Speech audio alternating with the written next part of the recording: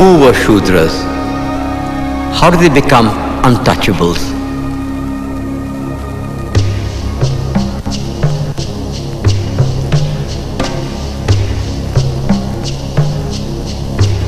The Purusha Sukta of the Rigveda propounded the doctrine of Chaturvarnya. It says, the four castes emerge from the body of the Creator. The Brahmin, the priest, was equated to the mouth, Kshatriya, the warrior, to the arms, Vaishya, the trader, to the thighs, and the Shudra sprang from the feet. Manu, the lawgiver, degraded the Shudras to the lowest level. Once born and untouchable, he remains an untouchable forever.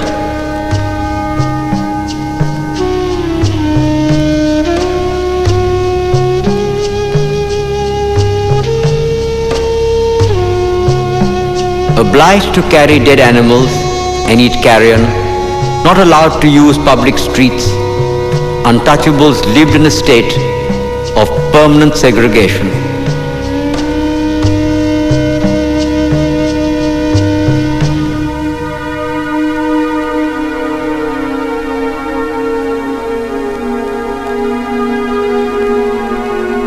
During the Peshwa regime, untouchables were forced to string a broom around their waists to sweep away their own footsteps. They were made to wear an earthen pot round their necks, lest their spit pollute the earth.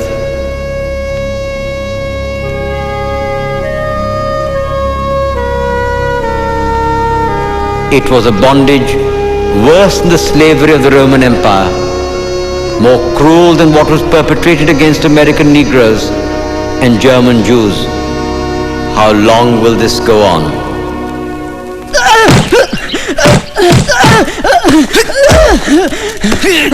Why did you enter the temple? I was taking shelter. Last night it rained very heavily. You have defiled our temple. You are shut off well on the idol. You filthy scum! You dirty untouchables think you are Ambedkar! Nowadays everybody's Ambedkar. Hit him! Teach him a lesson! You government son-in-laws! Teach him a lesson he won't forget!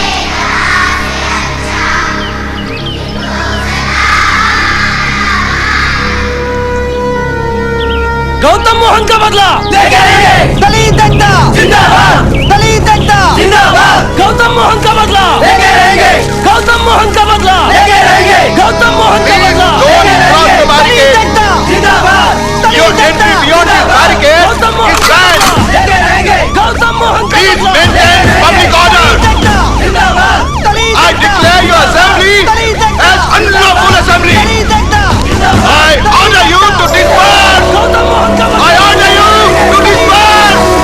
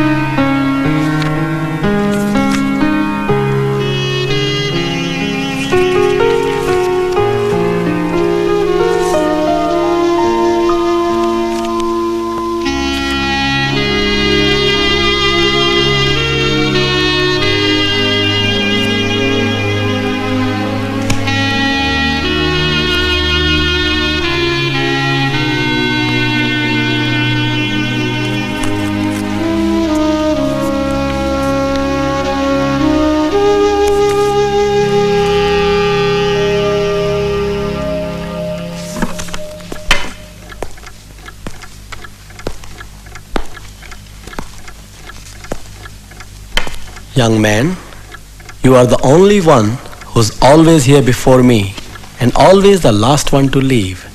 Your name? Ambedkar. At last we meet. Professor Seligman talks a lot about you. I am Lajpat Rai. Shh. Can we go outside and talk? Our freedom struggle in India. Oh, I'm sorry. Allow me to introduce myself. You need no introduction, sir. Professor Seligman speaks very highly of the economics thesis you're writing for him. We need men like you in the struggle. Ambedkar, these are very exciting times. The war has completely finished Britain. We must take advantage of that. As you may know, Tirlok has begun his Home Rule League in India. And I'm continuing my struggle from here. They have deported me, but they can never defeat me. We are having a meeting next week. I'm sorry I cannot attend. I'm here on a scholarship from Baroda State. I owe it to the Maharaja to concentrate on my studies. Pleased to have met you, sir.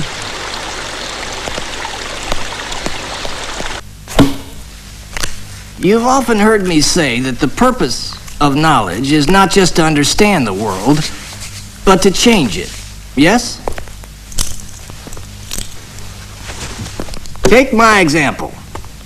I teach, I write books, and I'm also one of the founders of the Negro Urban League. I know, sir. Please understand me, I have no complaints about your academic work. You're probably one of the best students I ever had. Please come.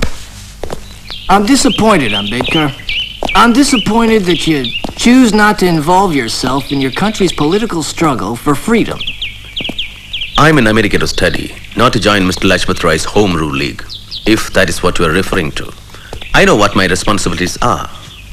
Of course you do. And none of my business, really, I'm sorry. Well, what's the subject of your anthropology thesis?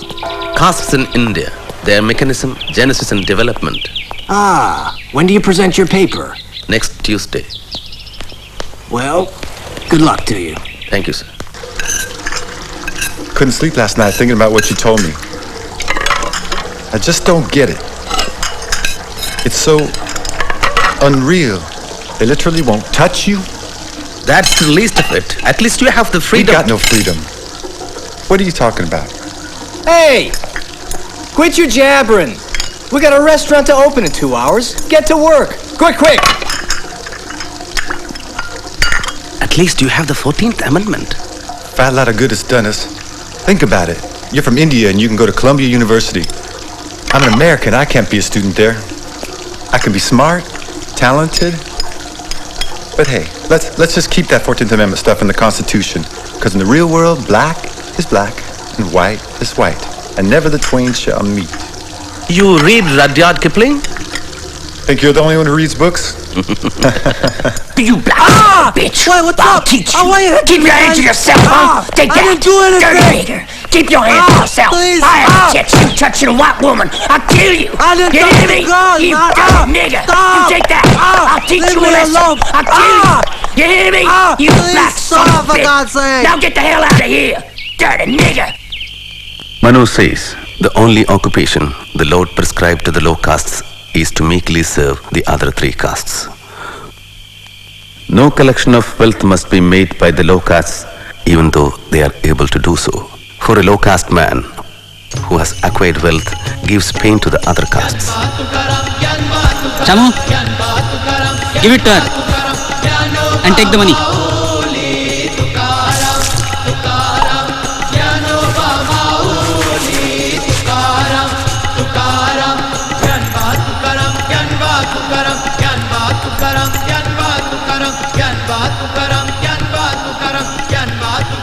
The low caste must never speak to the high caste, save from far away, and when they pass must utter loud cries, and whosoever hears them must leave the road till they have passed.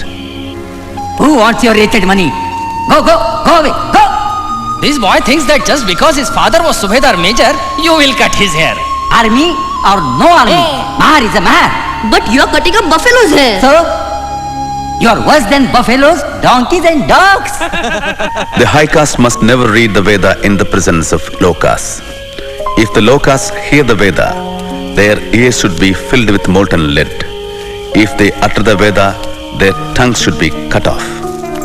Viva! Viva! The teacher said no Brahmin worth his salt will defile the language of Vedas. Didn't I tell you to go straight to the principal? I did. You said things will be different in Bombay. Stop crying. Stop crying. I say stop crying! Goats are used as sacrificial offerings, not lions. Stop crying. You are the son and grandson of Subedar Major. Mind well.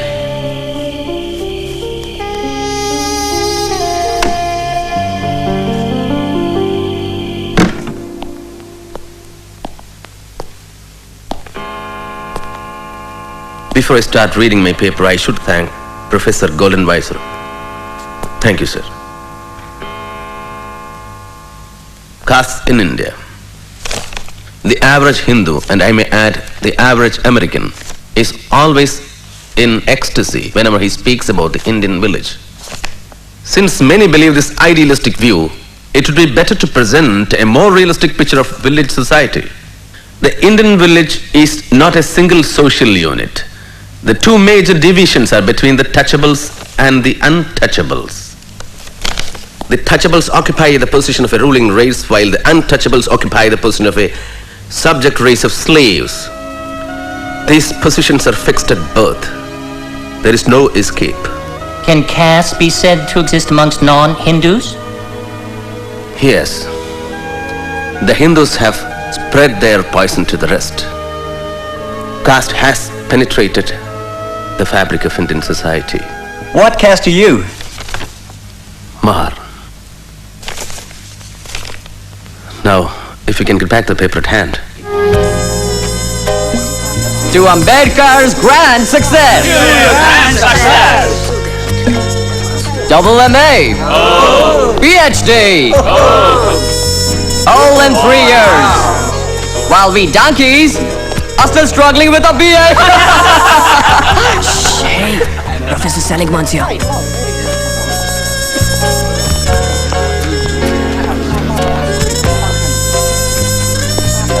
Sir? Ambedkar. I have a letter for Professor Sidney Webb. Very kind of you.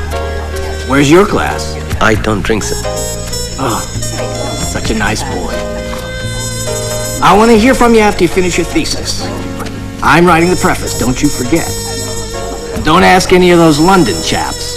Daisy, Daisy, give me your answer too.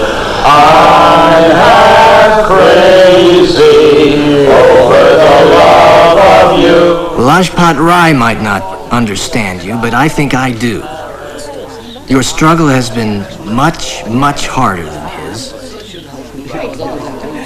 Well, goodbye, good luck.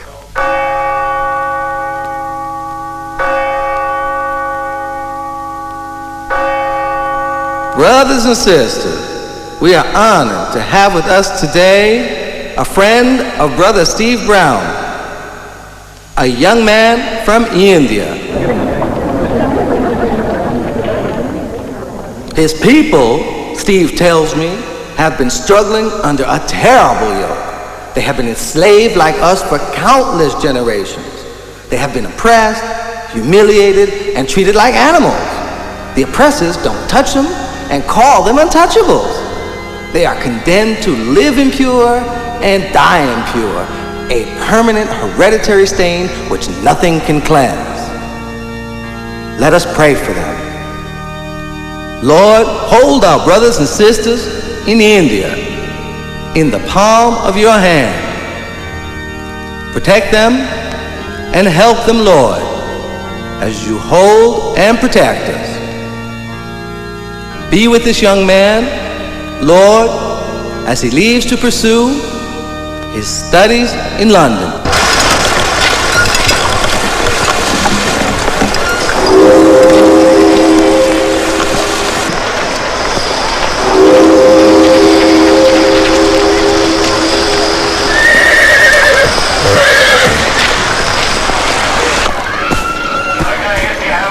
Why did you leave America? Because I have finished my studies there. I intend to continue them here. What do you plan to do in London? Enroll at the London School of Economics. Oh. Keep terms at Grayson. Complete my thesis. Consult the archives. And also qualify as a barrister. Oh, is that all? He has got a brain and a half, hasn't he? Were you a member of the Gadar party in America? No, sir, I was not. And you took no part in any of their activities? No, sir, I did not. What about a Home Rule League? Were you a member of that? I was in America to study. What's this then? That's my economics thesis. Page 37. The British government in India has been the costliest government in the world, and the poverty of the Indian people has no parallel in any part of the world. Search him. You swines! Get down from my car! You never told me you are Mahars! You liars! You can't travel in my car! You were so well-dressed that I thought you... We will pay double the fare. Double, triple, who cares?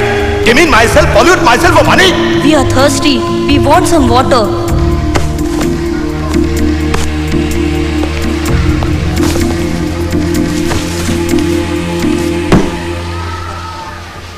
Welcome to London. Professor Seligman recommends you highly. What was your thesis for him about? It's a financial history of India from 1765 to the present. Very ambitious. Has it been done before? No, sir. I'm the first. And what thesis do you plan to write for us? On the problem of the rupee. Oh. I wasn't aware there was a problem. I disagree with Keynes's justification for India's gold exchange standard. Then you disagree with me too? Yes, Professor Cannon. Unless you have changed your opinion. I most certainly have not. I don't mean to be rude, sir. And you think you can prove that both Keynes and I have been wrong all these years? Yes, sir. I think I can. Well, well, well. I certainly wish you good luck. Thank you, sir. I shall look forward to reading your critique.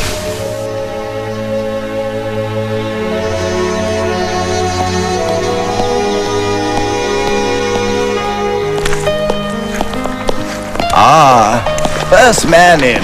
You know, you don't have to be so anxious. Relax. Sleep late one day. There are plenty of books. They won't run away, you know. There's plenty for everybody. I'm sorry. You won't understand.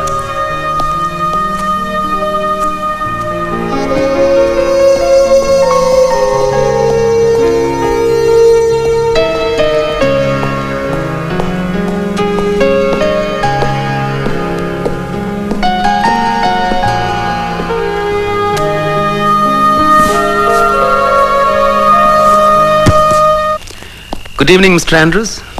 A letter for you. Thank you.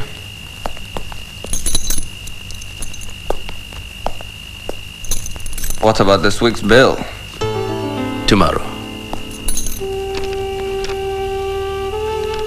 Our son died yesterday. I'm sorry to give you this news. He fell ill. There was no money to treat him. Do not disturb your studies on account of us. Take care of your health.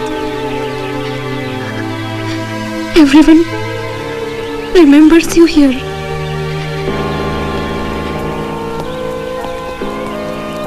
Dear Ramu, it is sad that Gangadhar had to die. Life is going to be rather painful without him. And for you, all the more as his mother. Because of the little money I sent, you are compelled to wash the dirty utensils in others' houses. I hate myself for doing this to you. And here in London, with the war, life is hard for me too. At times, I have had to sell my books for survival. But one can't complain, Bhimrao. Studying at the London School of Economics and doing law here at Gray's Inn must be difficult, Ambedkar. I'm trying.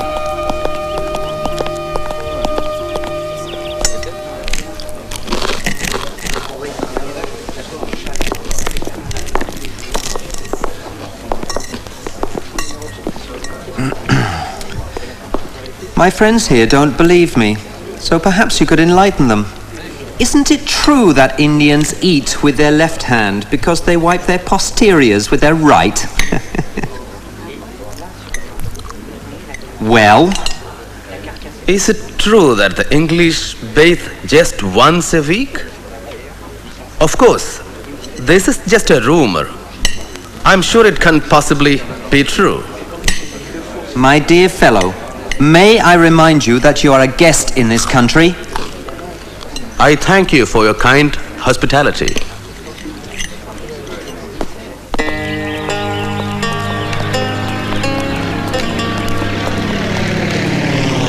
Baroda State regrets to inform you that the period of your scholarship is over and you are required to return to India immediately. As per the bond, you had worked for the Baroda State for 10 years. Diwan, the Baroda State, India.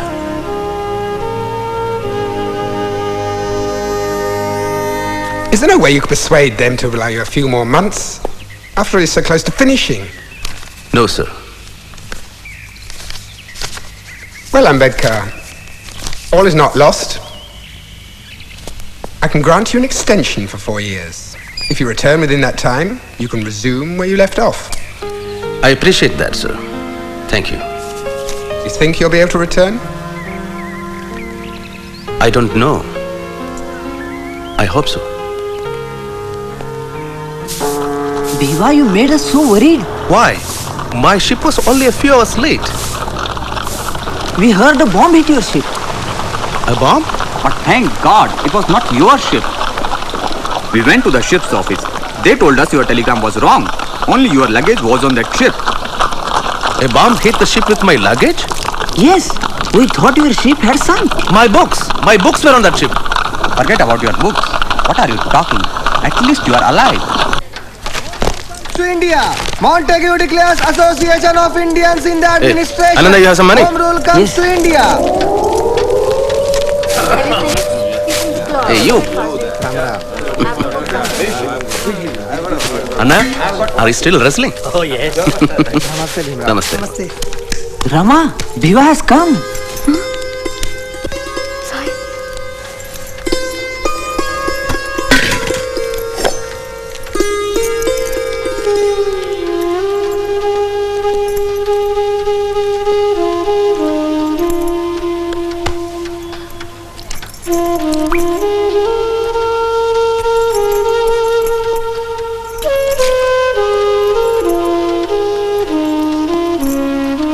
Shukriya.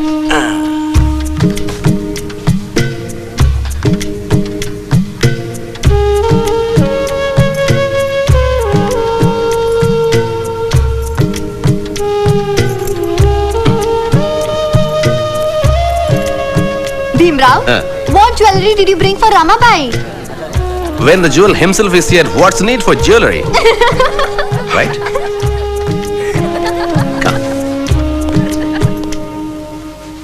I tried everything to save our son. But there was no money. I was so alone. I needed you so much.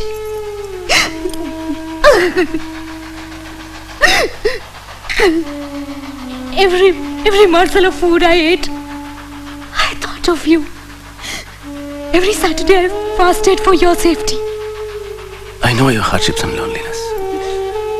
You know, sometimes I feel so guilty.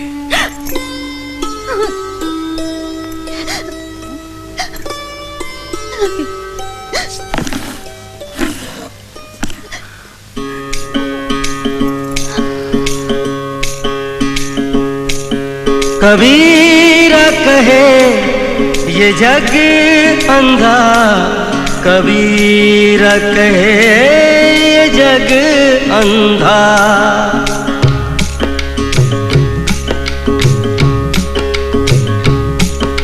कबीरा कहे ये जग अंधा, कबीरा कहे ये जग अंधा।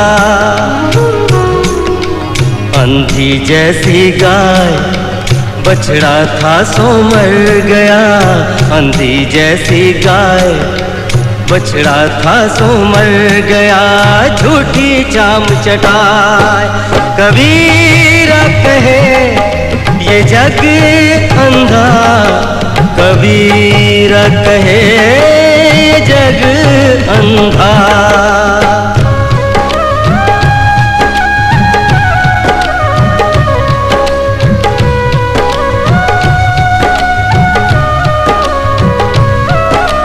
गगन घटा गहरानी साधो, गगन घटा गहरानी साधो, गगन घटा गहरानी। पूरब दिशा से उठी है बदरिया, ओ पूरब दिशा से उठी है बदरिया। रिमझिम बरसत पानी, रिमझिम बरसत पानी। पूरब दिशा से उठी है बदरिया, रिमझिम बरसत पानी, ओ रिमझिम बरसत पानी। अंधी जैसी गाय, बछड़ा था सो मर गया झूठी जाम चटाए। कबीरा कहे ये जग अंधा, कबीरा कहे ये जग अंधा, कबीरा कहे ये जग अंधा, कबीरा। I hope all your studying is finished now.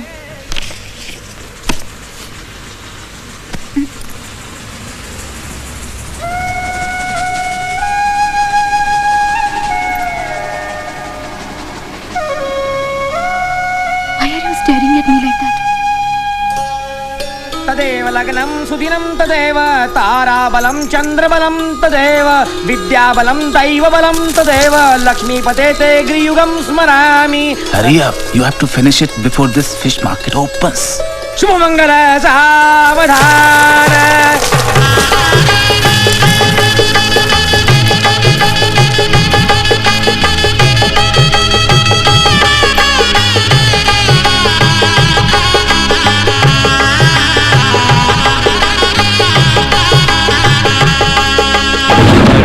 पर्दा छोड़ दे हो, पर्दा पर्दा छोड़ दे बिन पर्दे की बात, पर्दा पर्दा छोड़ दे बिन पर्दे की बात। दुल्हन से दुल्हा मिला तो, दुल्हन से दुल्हा मिला तो फीकी पड़ी बरात। कबीरा कहे ये जग। Why are you staring at me like that? Ramu, I have to go back. I had to leave my studies halfway. What are you going to do with so much of knowledge? Enough now. I won't let you go. Don't worry, I'm not going immediately. But you know, I have to go to Baroda to work. I can also come with you.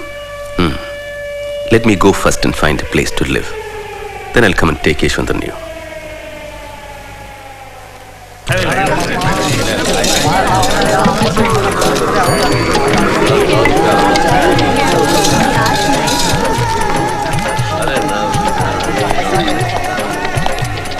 I want a room. Your name, please? Ambedkar. Hindu, huh? Caste? Mahar. Sorry, I don't have a room. At least for a week. You want to close my hotel? Try somewhere else.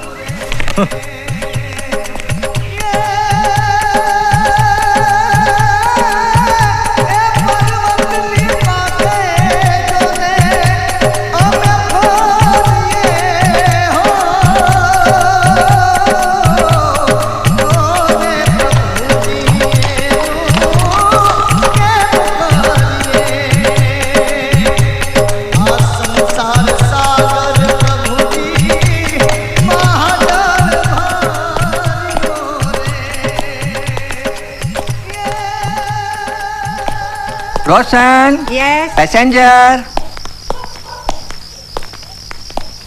Are you alone? Yes. Is this your only luggage? Yes. Come.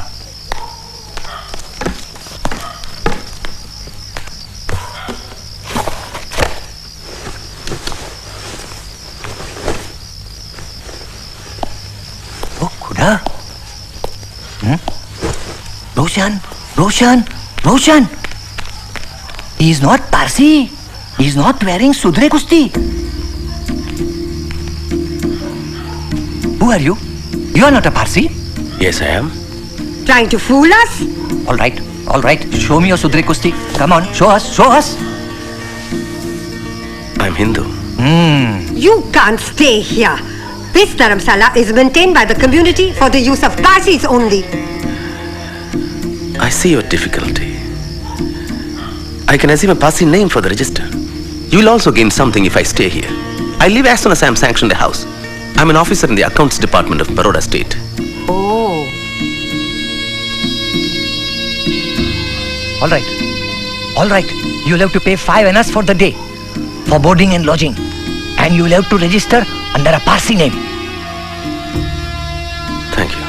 I'll get some food for him. But you can't stay in this room. I'll give you some other room. Pack up and come. Come with me.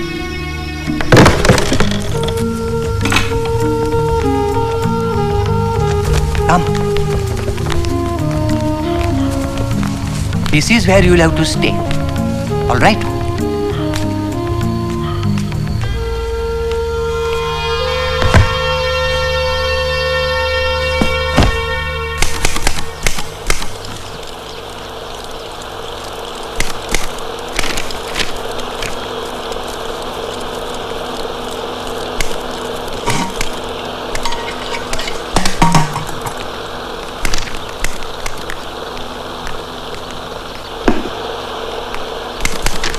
Ane, give me the staff salary file.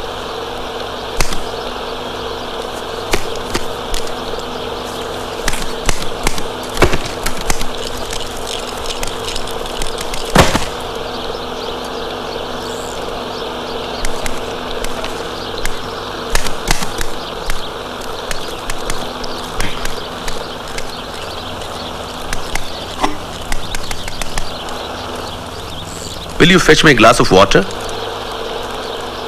Didn't you hear what I said? There is no water. What is that then? There is no water.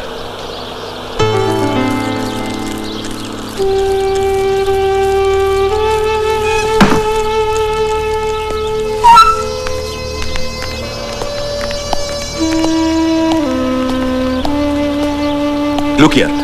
You might be a senior officer, but you can't touch this water. Maybe the Maharaja should hear about this.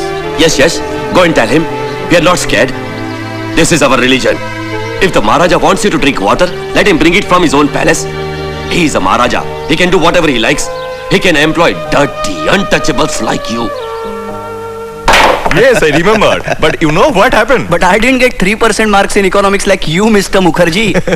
That too, Seligman said he was granting Mukherjee 3%. I didn't know that. Because he didn't want to discourage me. Actually, I deserved 0. Dr. Ambedkar, I am Jangir Umrigar. Hello. Secretary of this officers club. May I have a word with you? Of course. Excuse me. Oh, yes? Please come, sir. We have received your application letter.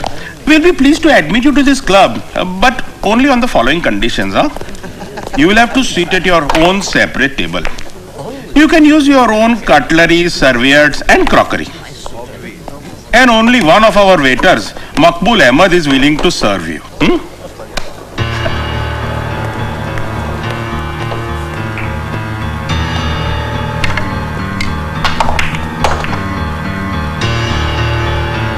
Dear Ramu, it's very difficult to get a place to stay.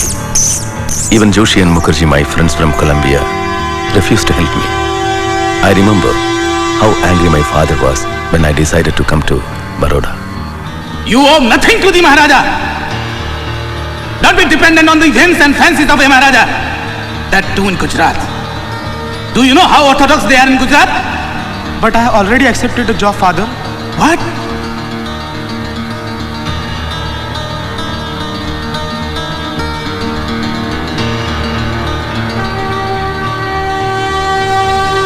I remember I received a telegram about my father being critically ill. I missed my train, but somehow reached Bombay.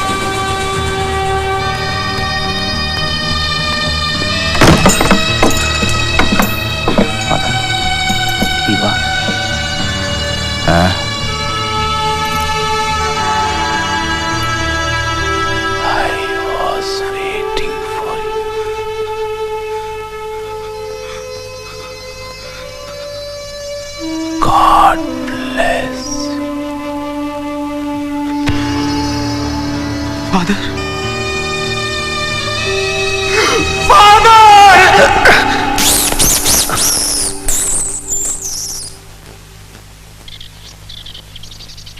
એમ કરી શકે એવન કરી કેમ શકે એવન મેડમજી ને shoot પર છે આજે માણસ કોણ છે એને બોલો મેડમજી ને માણસ જોઈએ મેડમજી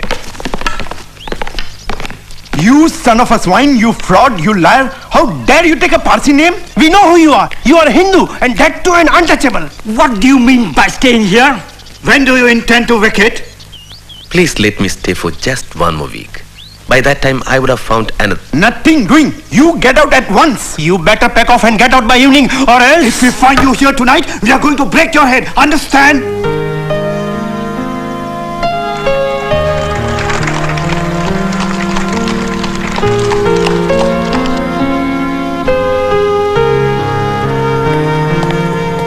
Dr. Ambedkar, Maharaja is expecting you. Please come.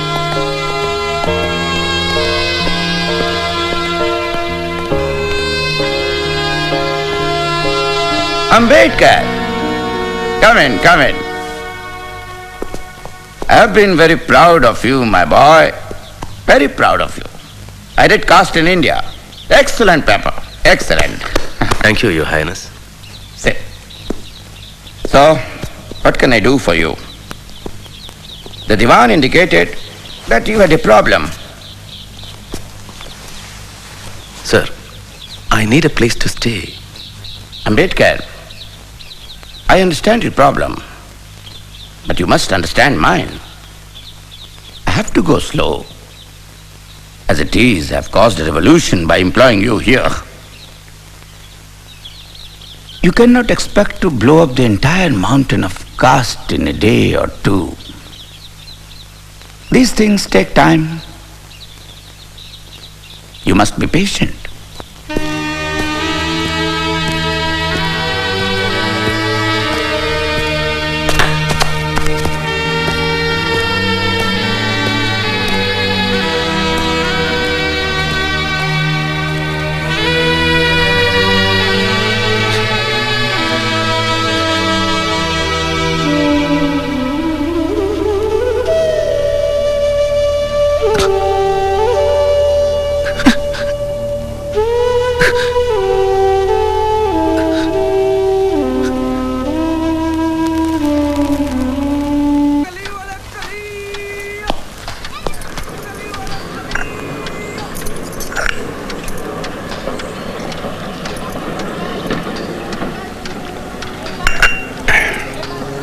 People can be so cruel to you.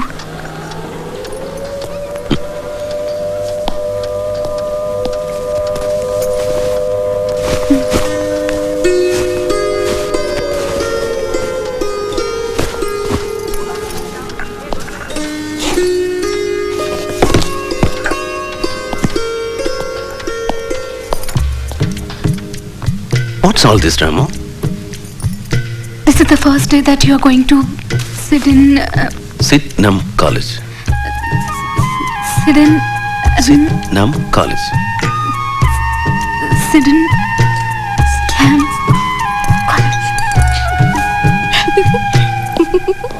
Listen, what's a boring untouchable going to teach us? Wait till my father hears about this.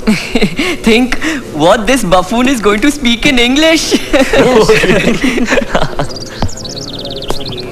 I'm Professor Ambedkar. I'll be your lecturer in political economy. In case you are wondering what could I possibly teach you, allow me to introduce myself. I have an MA and PhD in public finance from the Columbia University in New York. My thesis covered the financial history of India from 1765 to the present. In addition, I am working towards an MSc from the London School of Economics. If any of you feel that I am not qualified to teach you and would like to leave, feel happy to do so now. So, let's begin.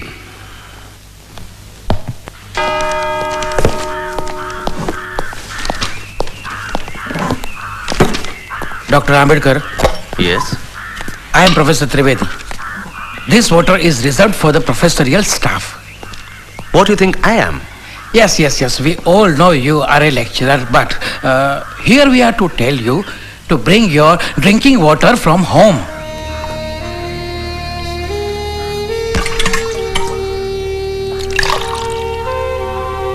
If you learned professors have any objection in my drinking this water,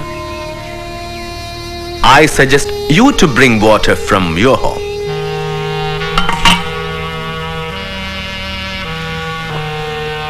Or purify it. You are Trivedi, so I assume that you know the rituals to purify polluted water. No? I'll tell you. Amedya Shava Chandala Madhya Mansadi Dushitat. That's from Vriddha Harita Smriti. Shall I repeat it? Amedya Shava Chandala Madhya Mansadi Dushitat. Amedya Shava Chandala Madhya Mansadi Dushitat. Gopaludrutya Kalashay Sahasram Jalam Nikshipya Panchagavyani Varunairapi Manyayeta Taragasya Vishuddhyartham Gopis Sangramaye Jalam.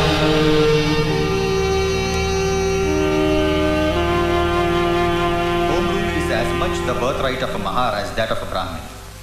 And unless and until this attitude is adopted, the day on which India will have home rule is distant. A Swaraj, where there are no fundamental rights guaranteed for the depressed classes, will not be a Swaraj for us. It will be a new slavery. A Mahar. Oh, what a powerful statement, huh? Diwan Sahib, do you know who is the writer of this anonymous letter? No, Your Highness. Dr. Ambedkar. Dattoba Pawar told me. Dr. Ambedkar is starting a fortnightly.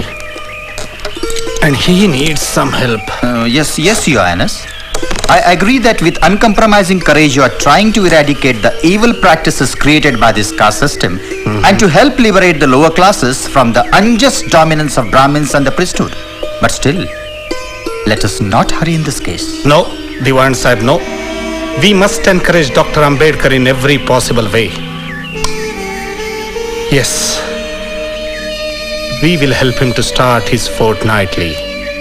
Mooknayak, leader of the dumb. Kitti sangutula, kitti sangutula, kitti sangutula, kitti Cinematography, take this down. India is a home of inequality. Hindu society is just like a tower which has several stories without a ladder or an entrance. One is to die in the story in which one is born.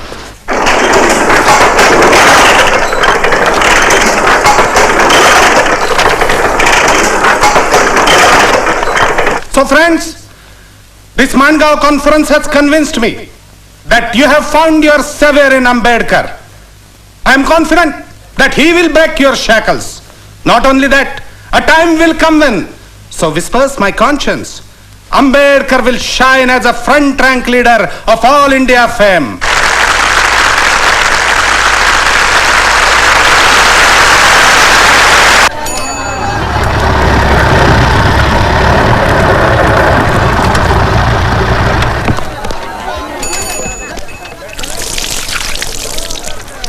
Grandma, somebody's calling. Who can it be? Oh, Ambedkar! I think he's Shahu Maharaj. Let's go up.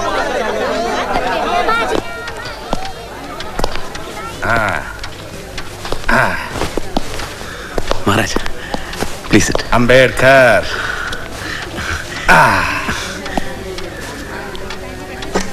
How about a cup of your specialty, Sister Ramabai? Mammootty. What they say is true. Behind every great man, there is a great woman. You are a lucky man, Ambedkar.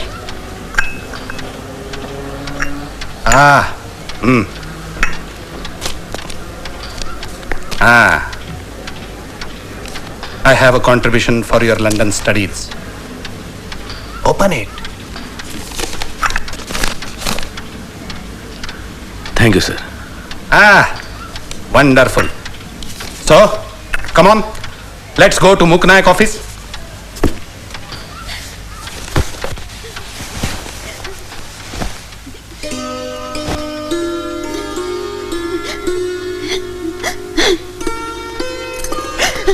Ramu, I can understand your suffering, loneliness, and hardships. But I have to complete my studies. It's only a question of 2 years.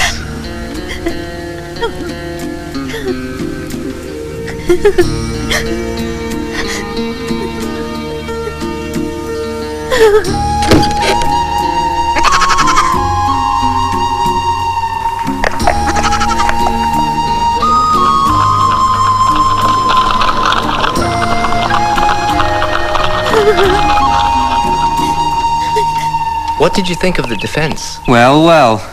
Look what the cat dragged in. Oh, Ambedkar.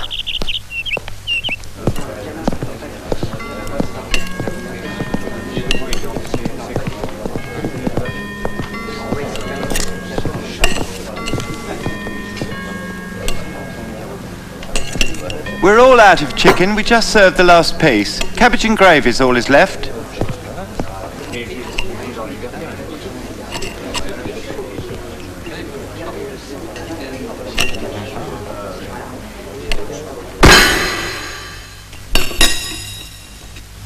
What's the matter?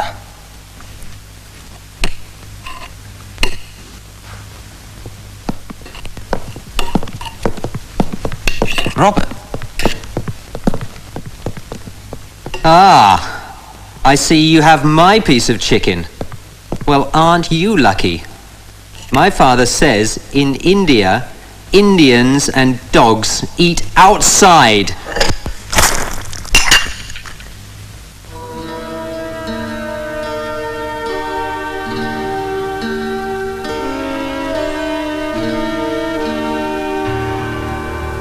Apologize.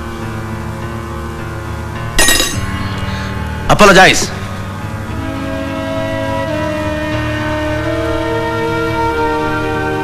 Oh, all right. I apologize.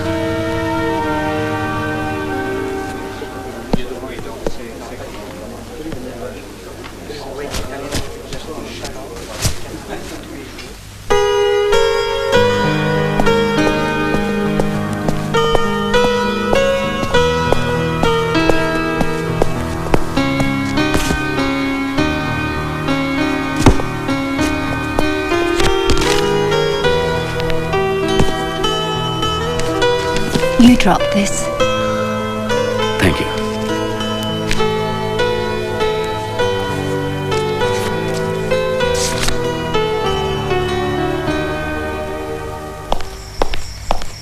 Good news.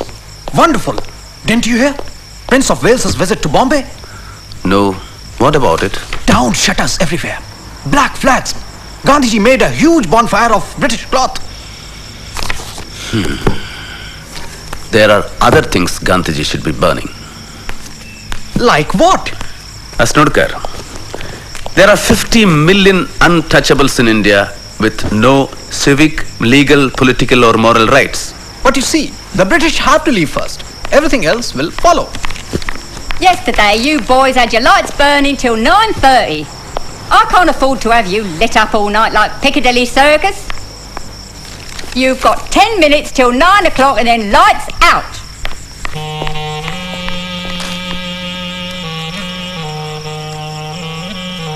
Dear Shivatarkar, how is Mooknayak?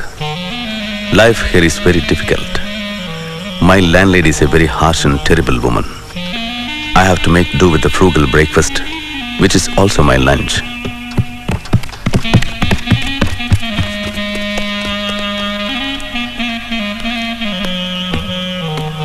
In the quiet nights here in London, I can hear Balaram Bhau's clarinet. I am anxious about Ramabai. Please continue to take care of her, as I know you will. Also, I hear from home that the tuition teacher is irregular. Why is this so? If money is the only constraint, please increase his salary or get another teacher. On no account should the education of the children suffer. Please personally look into the matter. Bhimrao. Never had a moment's time for you here in Bombay. And just look how he cares for you from 1,000 miles.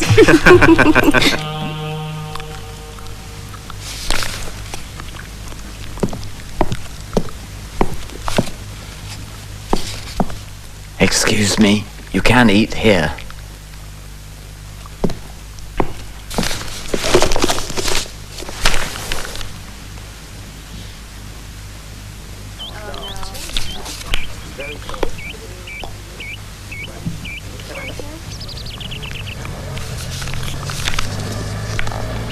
Excuse me, we met the other day.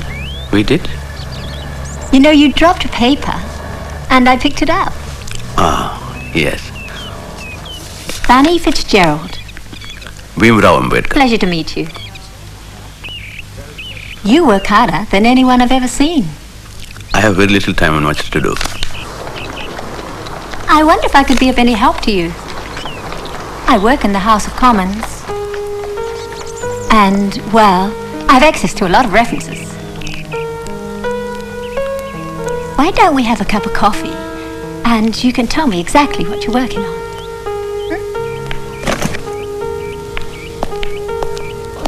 It'll just take 10 minutes and then you can get back to work. What's the matter? It's not that. I have no money.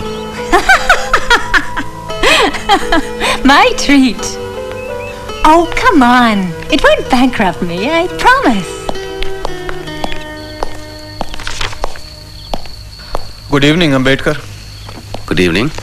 I read your Mooknayak, Dumb Hero. I like your writing, but I don't like your ideas. That doesn't surprise me.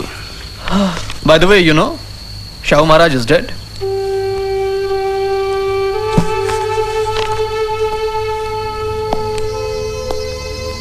I met a friend of mine today. He has just come from Bombay.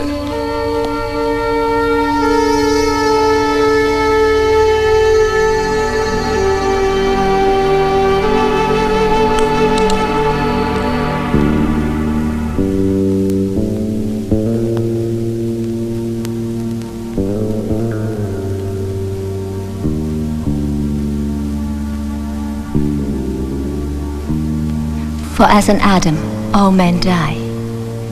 Even in Christ shall all be made alive.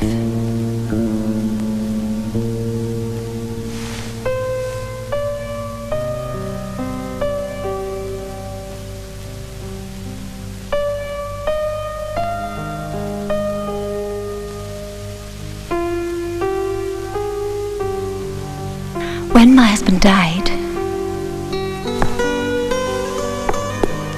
I wanted to die with him. I have been very selfish. I have never ever asked you about yourself. There's not much to tell, really. He died in the war. Any children? I live with my mother. She's the only one I have left. I hope God gives you the happiness you deserve, Fanny.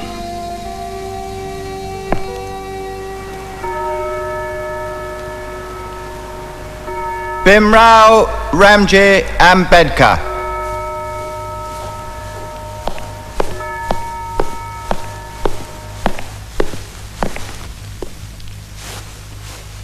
I hereby call you to the bar and do publish you barrister.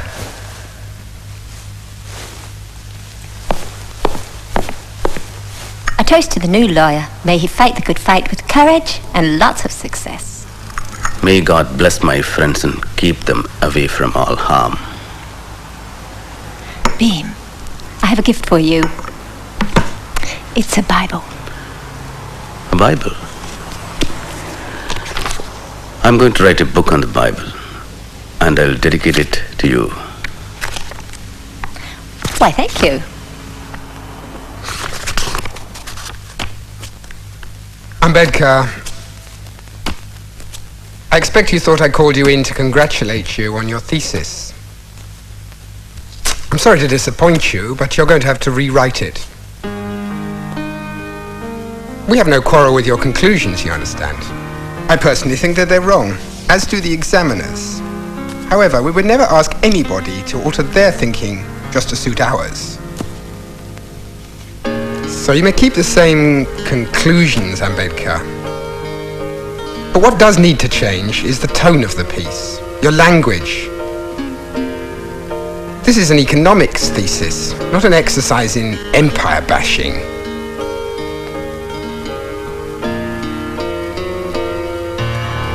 Bim, what's the matter?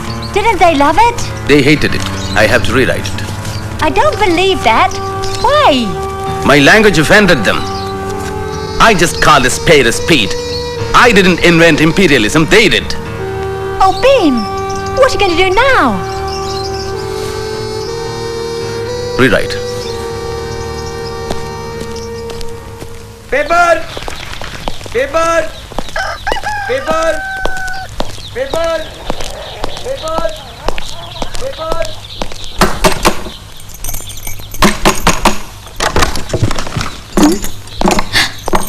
Sahib, it's a surprise. Let me in from Lakshmi Vahini. No, wait. Let me meet you first. How are you?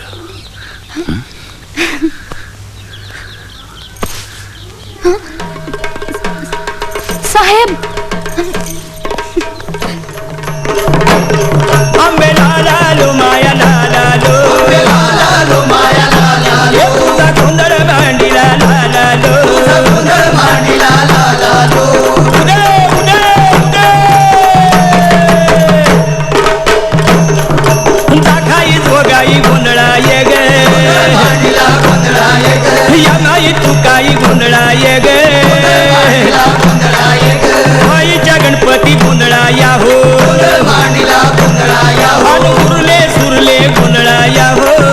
Bandi la gundra ya ho. Bandi la gundra ya ho. Sukriya, here's a pen and a compass box for you. Tomorrow we'll go to market and buy clothes for you, for your mother and Lakshmi Vani. This is my law degree. You know what they said? Bhimrao Ramji Ambedkar, I hereby call you to the bar and do publish you barrister.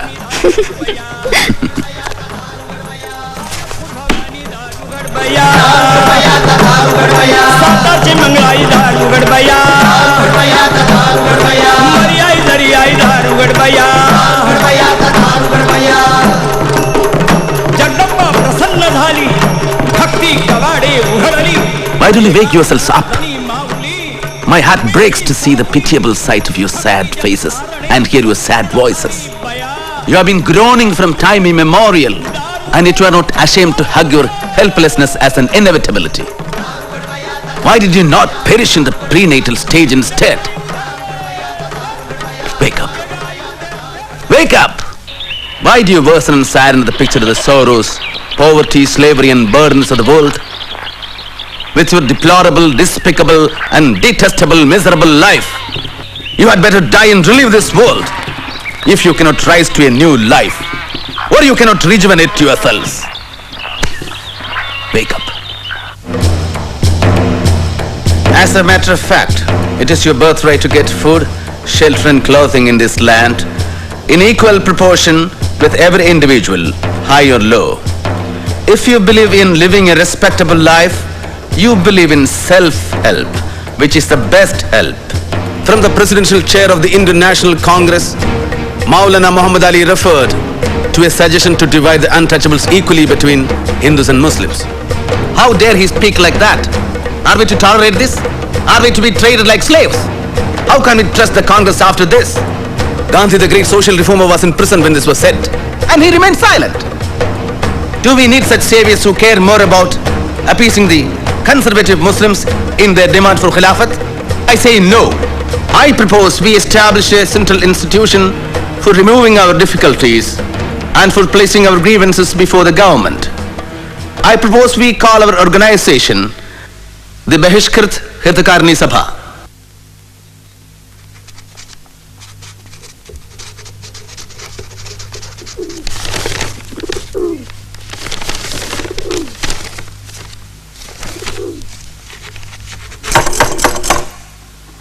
Sahib?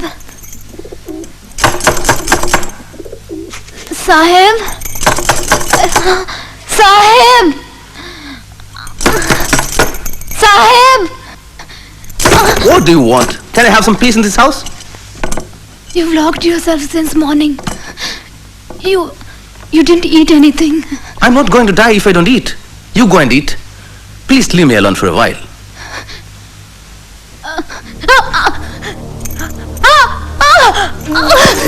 Ramu, what happened? Ramu, what happened?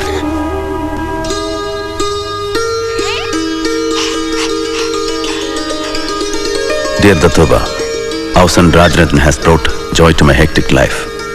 When I see him, I remember my father's fondness and love for me. I'm happy to see him around. I'm trying my best to establish myself as a good lawyer. Yet being low caste makes things all the more difficult. But then, Rajrathan is our comfort. Bhimrao! Bhimrao, Rajrathan is very serious. Please hurry up.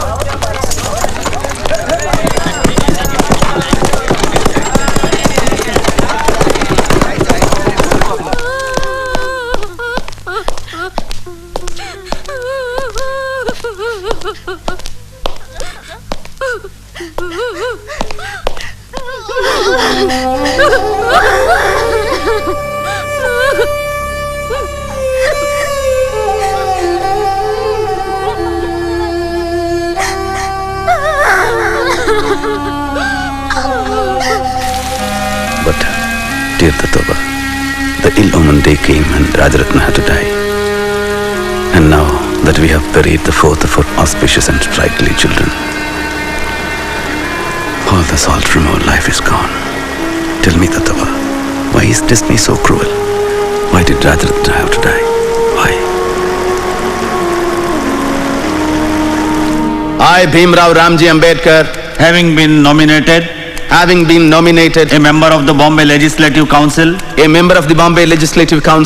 do solemnly affirm that I'll bear true faith and allegiance to His Majesty the King Emperor, as by law established, that I will uphold the sovereignty and integrity of British India. We should start our agitation from somewhere in Konkan. That who comes under the Bole resolution in the Bombay Legislative Council about the untouchables being allowed to use all public watering places. Let's begin the agitation of Mahat to the opening of the Saudar tank for the untouchables. This will be the commencement of the social revolt. Sahasrabuddhe, Chitre, and Tipanis should reach each and every village and get people to gather in thousands.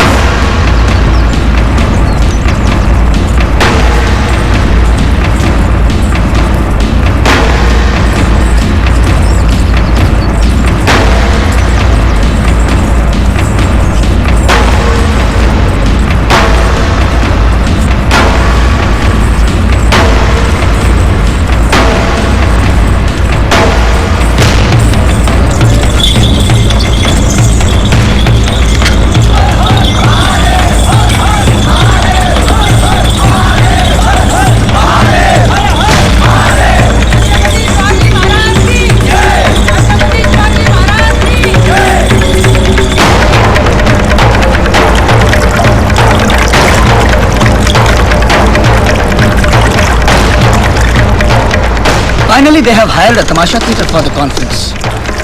And hundreds of people are marching towards Mahad.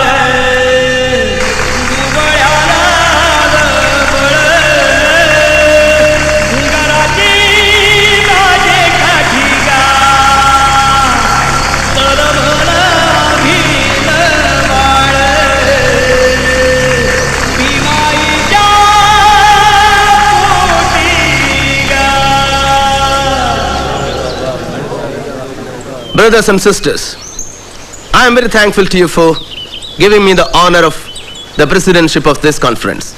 I am very happy to be here. I learnt my first alphabet at the Dapoli school. One always remembers with fondness the place where one has passed one's childhood.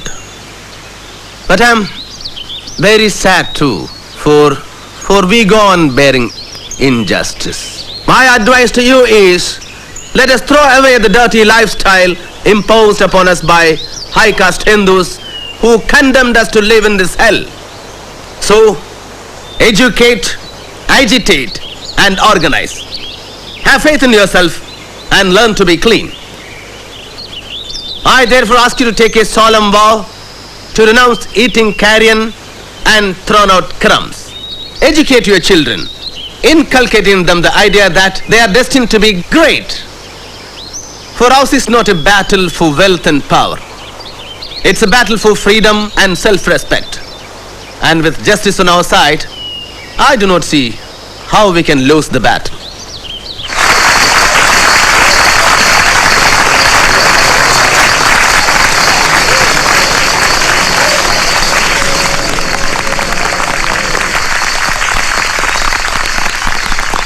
The untouchables of Mahad find it very difficult to obtain drinking water. To remove this difficulty, the Mahad municipality, in accordance with the Bole resolution, has opened the Saudar tank for the public use, irrespective of caste. But you all know, so far, the untouchables of Mahad have not implemented this resolution because they have been afraid. So I appeal to this conference to give a lead in this matter. So let us all go out to the Saudar tank and drink water as is our legal right. Chalo Saudar tank!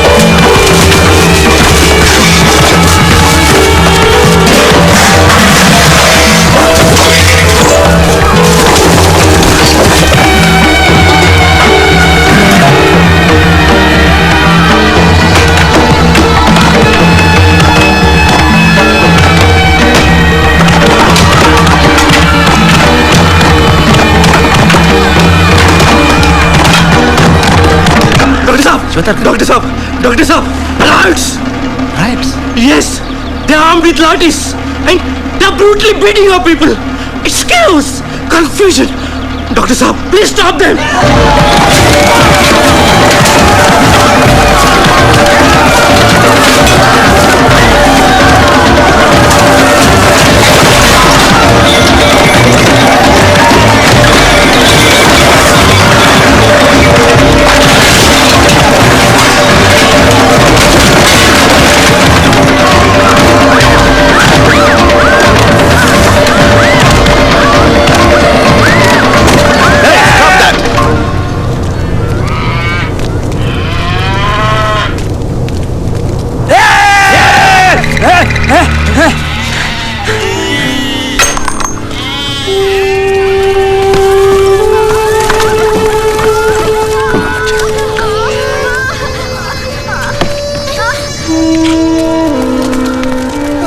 Disgusting. Inhuman. How could they be so brutal? Dr. Ambedkar! Yes? Will you please control your people? Control my people? Yes. Chitre? Gaikwad? He is asking me to control our people. Alright, I control my people, you control the rest. Alright. Are you planning to enter the temple? Temple? Yes. Our conference is over. We have dispersed peacefully and we always follow the law. And the tank is open for all by the law. You give us orders! Be silent! Be silent! I appeal to you for calm and peace. We have proceeded lawfully thus far. Let's not take law into your own hands. We do not want to lose any more destruction and bloodshed. Return to your villages peacefully. I beg of you. Please.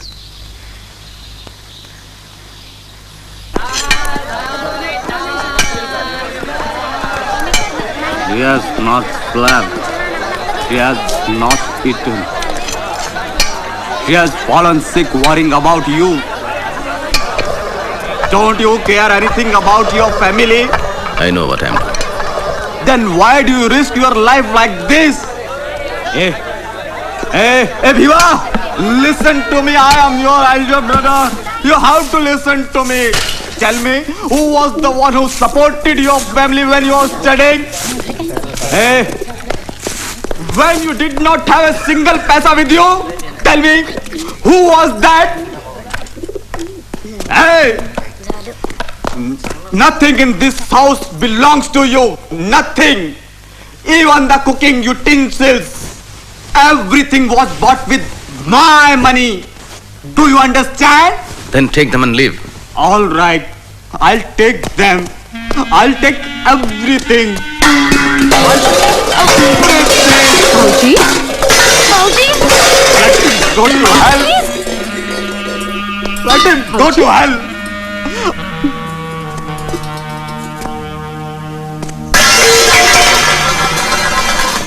All right. I will never set my foot again in this house. Never again. All right? Never again shall you see me. I want to live alone. Mauji, have you eaten? Yes.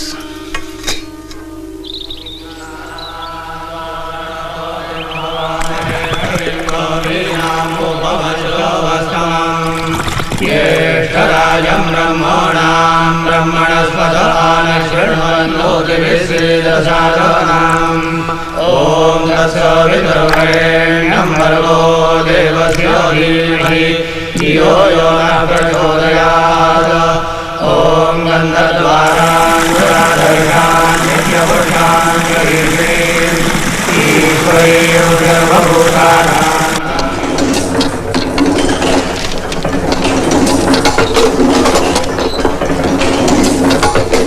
Dear readers, as Mooknayak had to be closed, I am starting a new fortnightly, which is to be called Bahishkar Bharat, to voice the grievances of the depressed classes. I would like to appeal to the other subcastes to unite as one to strengthen the satyagraha of Mahat. Here is a telegram from America congratulating you. It says you have ignited the spark of the unprecedented social revolution. Do they know that the tank is purified? There is one more telegram from Banaras. We strongly protest your action and challenge you to repeat it at your own peril. अरे यार दो चाय ले 4 number पे. Faruk bhai, give us something to eat. How is Bahishkar Bharat doing? All copies sold out. Good. How was the council meeting? Stow me. Then, tell me, what is the position, More? Dr. Saheb, they have proclaimed boycott on all who came to Mahad. In all villages, our people are facing extreme harassment. They refuse to sell them corn. Pick quarrels on some pretext or the other. Many have been jailed. I myself was beaten up. And they are facing threats and atrocities. And in Mahad, the municipal council has passed a resolution saying that the Chaudhar tank will not be open to untouchables. Deadly diseases require drastic remedies. Friends, there is a letter from Mr. Jabbar, the leader of the non-Brahmin movement. It says, "We, the non-Brahmin leaders of Maharashtra, declare our wholehearted support for the Satyagraha on condition that all Brahmins should be weeded out from it." The view that all Brahmins are enemies of the untouchables is a wrong view. I do not hate Brahmins personally. I hate the spirit of Brahminism, which may be found in Brahmins and non-Brahmins alike. It has been resolved that December 25th and 26th, 1927 will be the dates for the Satyagraha at Mahad. Har Har Mahadev! Har Har Mahadev! Dr. Bhimrao Ambedkaranta! Vijay! Dr. Bhimrao Ambedkaranta! I am the parent, police superintendent here at Dr. Ambedkar. The collector would like to see you. Please come. Brothers, while you march in Mahad, observe strict discipline. Satyagraha loses power if there is no discipline. You lead them, Chitra. I'll join you. Sahasrabuddhe, come with me. Chalo Mahad! Asprishyata! Asprishyata! Asprishyata! Asprishyata!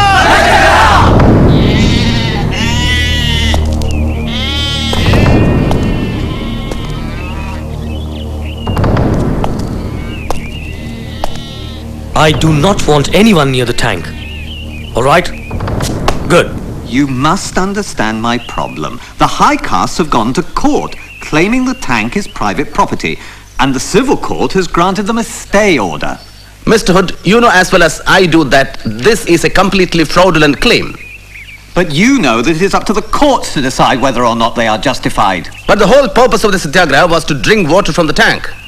If you persist, I will be forced to make arrests. You will be in contempt of court. Do you want to send 10,000 of your followers to jail? What purpose will it serve? You know I am not against your movement.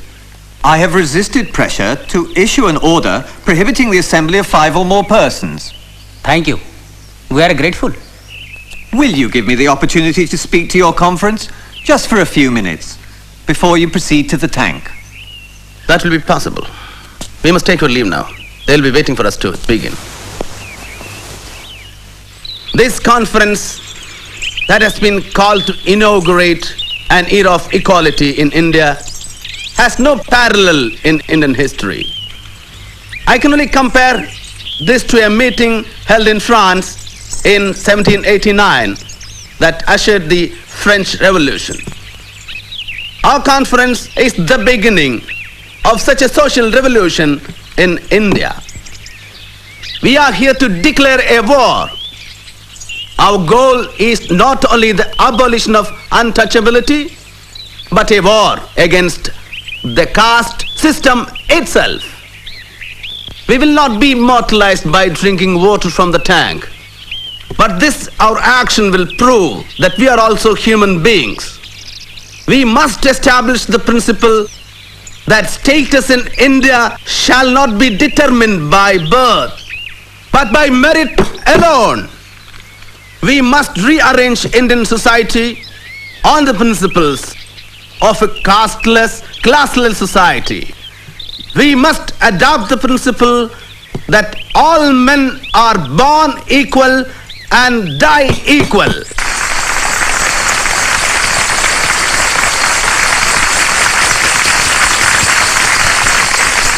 Let's destroy the authority of the ancient Hindu scriptures that abound in inequality. Brothers and sisters, religion and slavery are not compatible.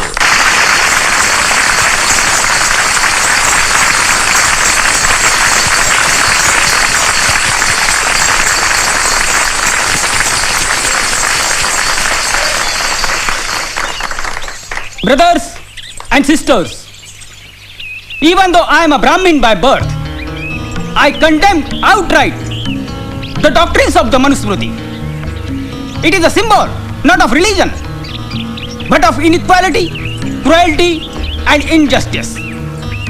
I move a resolution that the Manusmriti, which has been the cause of untold sufferings for the generations, be publicly burned.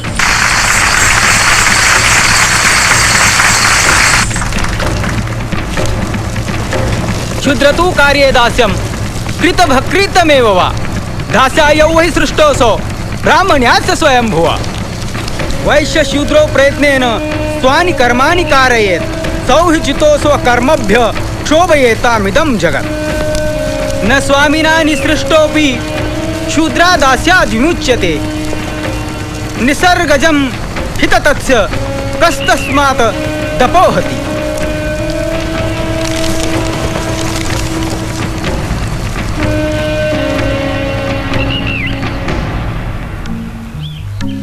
Dear Bhaurao, Congress has boycotted the Simon Commission, and so has Muhammad Ali Jinnah. But I am determined to attend it in spite of all the anger and fire against me.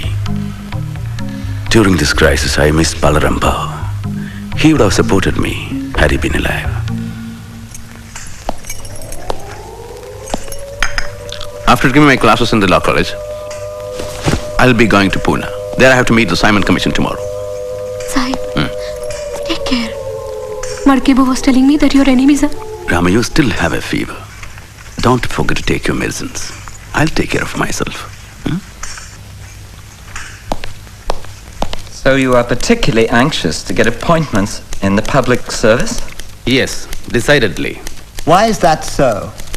Our experience on the administration of the law is very bitter. In most of the cases, the law is administered to the disadvantage of the depressed class man. I understand that you have been very active in the uplift of the depressed classes. Do the higher classes help you in this work? The whole caste Hindu population insist upon the depressed classes doing the unclean jobs. Because giving up doing these jobs means that the depressed classes are exceeding their social status, rivaling the upper class. What do you want to represent as the proper way in which the Constitution of India should deal with the depressed classes? The first thing I would like to submit is that we claim that we must be treated as a distinct minority, separate from the Hindu community. Secondly, the depressed classes minority needs a far greater political protection than any other minority in British India, for the simple reason that it has been kept educationally ever backward, economically poor, socially enslaved, and suffers from grave political disabilities from which no other community suffers. So, we claim reserved seats if accompanied by adult franchise. And if there is no adult franchise? Then we would ask for a separate electorate, certain safeguards regarding the education of the depressed classes and their entry into public service. Mr. Solanki, do you keep the same view? Yes, of course. If the details of the scheme which you've laid out were to be introduced into the constitution of this country, would it not lead to perpetual class war? It might. But it would depend on the attitude of the majority, Sir John.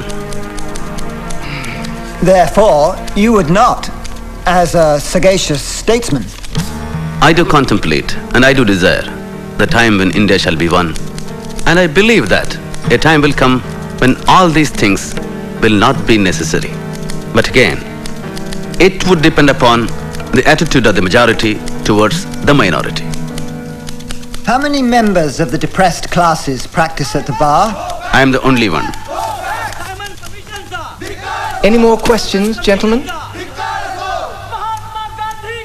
Thank you, Dr. Ambedkar, Mr. Solanki. Thank you, Major Atlee.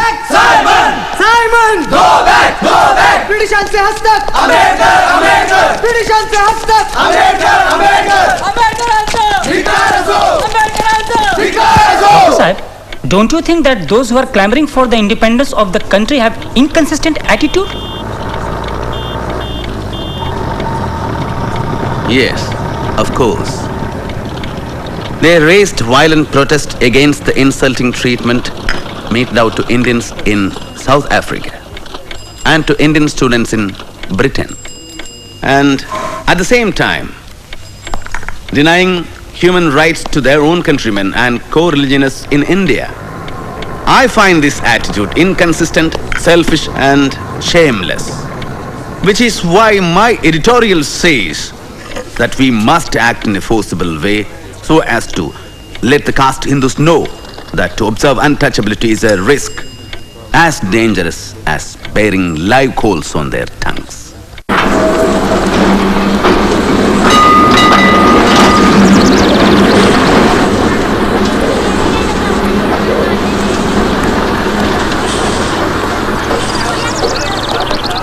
The untouchables will try to enter the Kalaram temple in Nasik. And if this is opposed, we will insist on Satyagraha.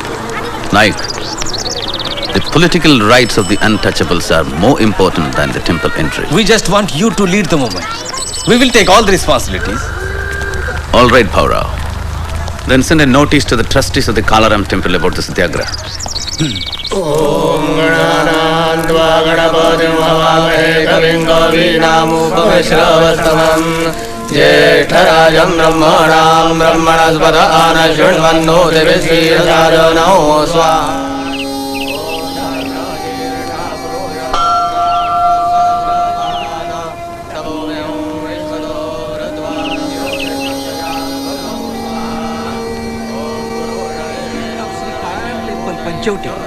Are not the owners of the temple. They have no right to interfere in the traditions. Since the inception of the temple, our ancestors were appointed as the priests and we are following them honestly. We, the priests, are the supreme powers of the temple. If the trustees use their rights in a wrong way to defy the purity of the temple and allow the untouchables to enter the temple, we will strongly protest. Dr.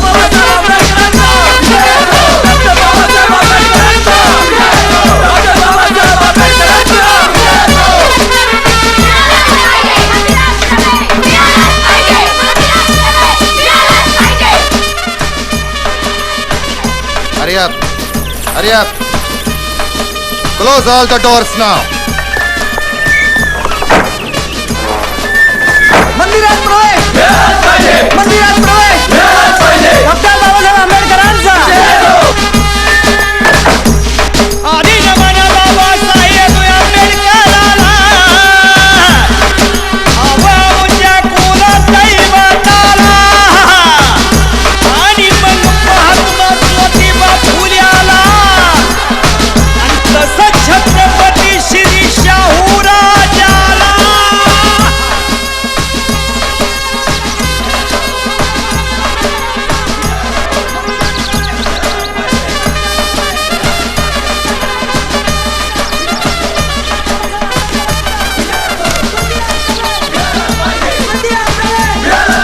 Doctor Babasaheb आंबेडकरांचा! Doctor Babasaheb आंबेडकरांचा! By the order of the district magistrate, all the gates of the temple are locked. By all means, we have to establish our right to enter the temple and worship God. I think there is no other way than Satyagraha. Pawar, post our people at all four gates, south, north, east and west. We should be the first people to enter the temple when it opens. जो सुख पायो राम भजन में, जो सुख पायो राम भजन में, सो सुख नाई अमीरी में. मन लागो मेरो यार फकीरी में, मन लागो मेरो यार फकीरी में. Dr. Ambedkar, don't you feel that it's a crime to block the gates and not allow the people to enter the temple? I know, Mr. Gordon, it is. Suppose I order the Indian Penal Code 144 and allow only 4 people here. Still, we will struggle to establish our rights. डाली छेड़ू ना पत्ता छेड़ू ना कोई जीव सताऊं, पात पात में प्रभु बसत है वही शीस नवा. What attitude do you propose to adopt in connection with this Rath procession? The untouchables will participate in dragging the Rath, and we will offer the puja to the idol in the Rath, and that has been a tradition. Caste Hindus will bring the Rath to the main door of the temple, and after they have dragged it 10 feet from the gate, they will stop.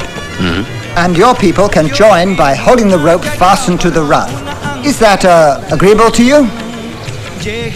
Yes, I agree.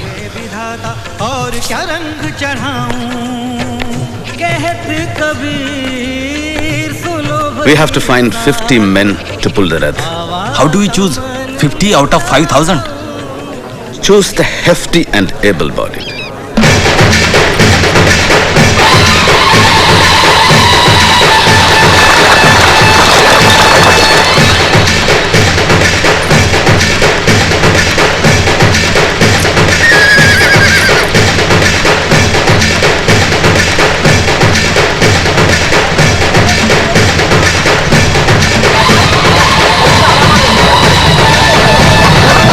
They are running away with the Rath. Hold them! Go on, hold them!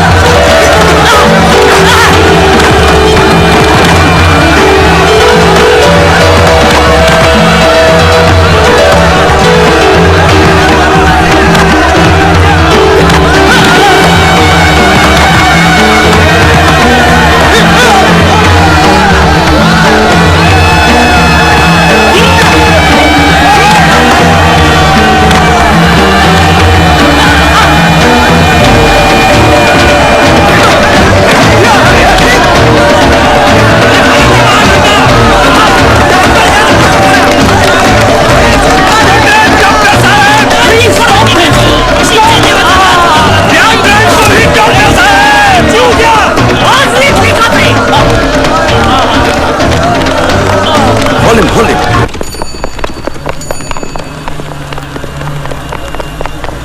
The actions of the district magistrate and the threat to withdraw the police indicates that the government is not willing to use the power to help the people who are struggling for their rights.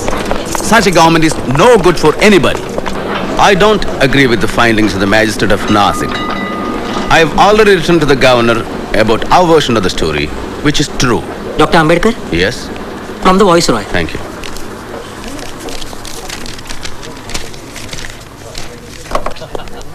Oh, it's an invitation to the Round Table Conference in London. Congratulations. Thank you. Congratulations. Thank you. Dear Chitre, Congress and Gandhi have boycotted the Round Table Conference.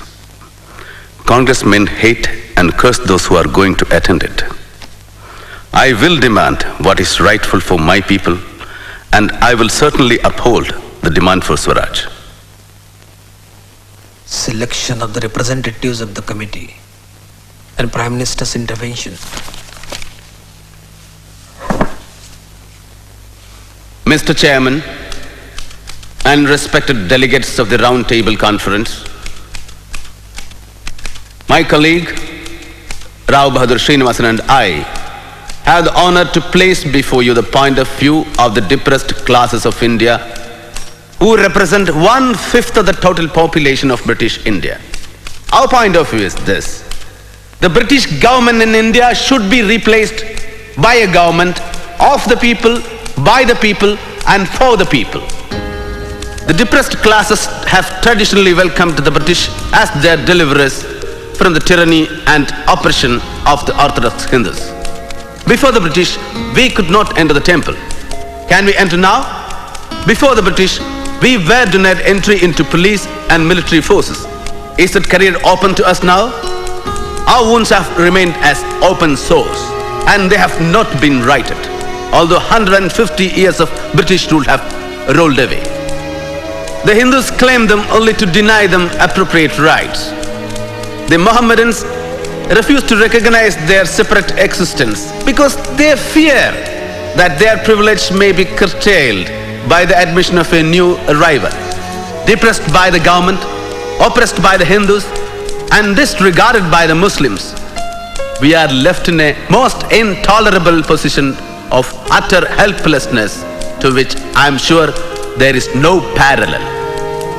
We hold that the problem of the depressed classes will never be solved until they get power in their own hands. Given the present temper of the country, no constitution will be workable which is not acceptable by the majority of the people. The time when Britishers were to choose and India was to accept is gone, never to return.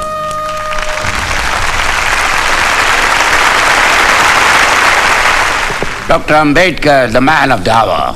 Yours was the best oratory of the entire conference. I only said what was true. My boy, I'm so proud of you. I remember the first time we met, like it was yesterday. Well, I must go now. Thank you. Well done. Sir, while we are on the subject, regarding my loan. What loan? For my studies. Oh, that was a scholarship. Dr. Ambedkar, you were wonderful. Thank you. That is what I thought, sir. But the Divan has been writing to me for the past 6 years, asking me to repay the loan. He has even written to the college where I teach. That is preposterous. I'm terribly sorry, my boy. I'll take care of this. Our London radio correspondent says Dr. Ambedkar made a great impact on the British Parliament. The foreign press is eager to meet him when he arrives in Bombay. Thank you for agreeing to talk to me. My pleasure. Dr. Ambedkar, I've been following your movement for a long time, and there's something I don't understand. You have been an opponent of the Congress Party. They boycotted the Round Table Conference, and you went ahead and attended. And yet recently, you successfully defended the 47 Congress Satyagrahis involved in the Chirana firing case. Isn't that a contradiction? Miss Rosa Epstein. Miss Epstein, there is no contradiction in my position. I took up this case only for the principles involved. I don't agree with the Congress, but I do believe that every citizen has a right to agitate. The rights and the liberties of the people are far more important than the stability of the government. Why should Gandhiji himself send for you? Obviously, to lure our flock of sheep to his fold. Don't you fall under his spell. He's not a god. We should stick to our stand. Yes. Namaste. Namaskar. Bapuji is on the terrace. Namaste. And how is your progress with the charkha, Miraben? I'm trying, Bapu. Good. You are doing absolutely fine. Just concentrate. One day you will master it. Good. That's right. That's right. Bapuji, Dr. Ambedkar has come. Yes. Dr. Ambedkar, you wish to see me? Gandhiji, you sent me a note calling me here. Oh yes, that is so. I believe you have some grievances against me and the Congress. Let me tell you, I have been troubled by the problem of the untouchables since my childhood. Before you were even born, Dr. Ambedkar. And because of my efforts, it has been made a plank on the Congress platform. And that is not all. We have spent not less than 20 lakhs on the upliftment of the untouchables. So it is really surprising that men like you should offer opposition to me and the Congress? Frankly, Congress has given only formal recognition to the problem. Hypocritical. Empty words that have no meaning. You said Congress spent 20 lakhs. I say it was all a waste. If Congress was sincere, it would have made removal of untouchability a condition to becoming the member of the Congress, not to wear qadar. You say the British government does not show a change of heart. I say that the Hindus have not shown a change of heart either. As long as they all remain adamant, we will believe neither the Hindus, nor the Congress, nor any Mahatmas. History tells us that the Mahatmas are like fleeting phantoms. They raise dust, but raise no levels.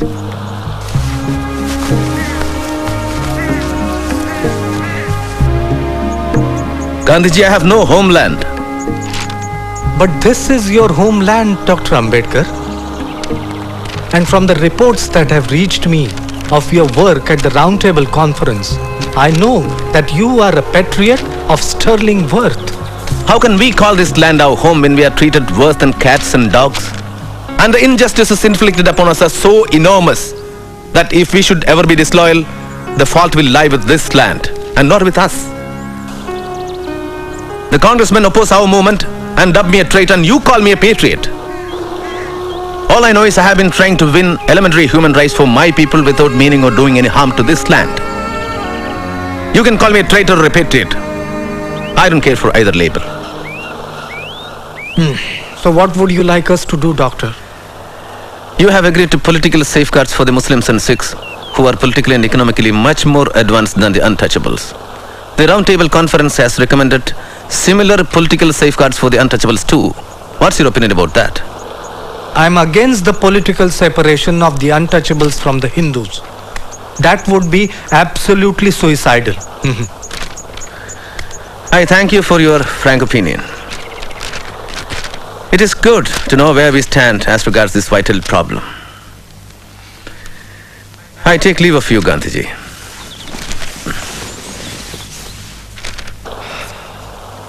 What impatience!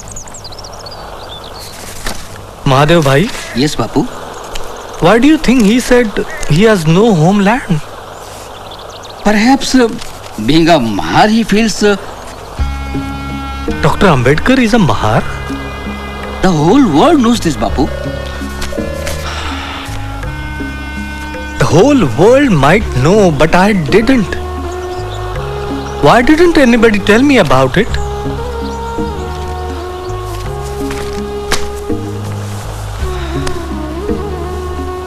I thought he was a progressive Brahmin from Pune. Mr. Gandhi left for London today to attend the Roundtable Conference. He expressed his views to the press that the delegates were not chosen by the nation, but were chosen ones of the British government.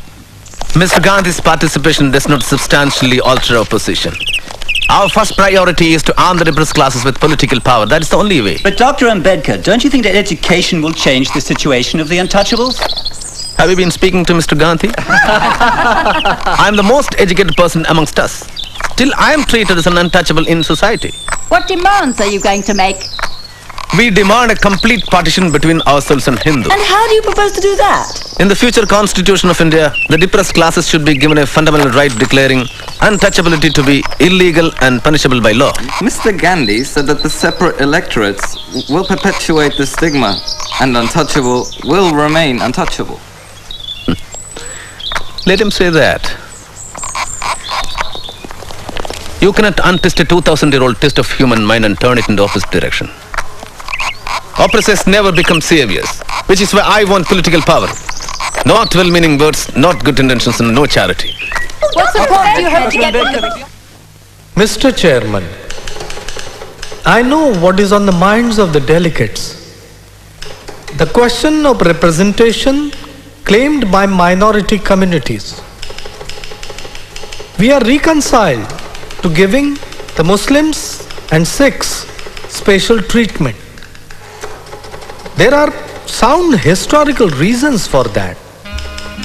But as far as the untouchables are concerned, I and Congress strongly resist any special representation to be given to them.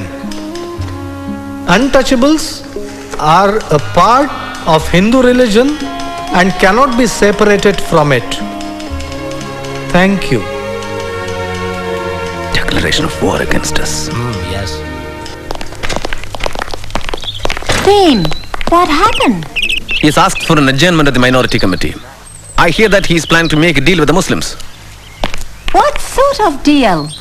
Congress will accept the Muslims' 14-point demand if the Muslims opposes. I don't understand. But why would he go to such lengths? He's supposed to be a great saint. Surely he can see the justness of your cause.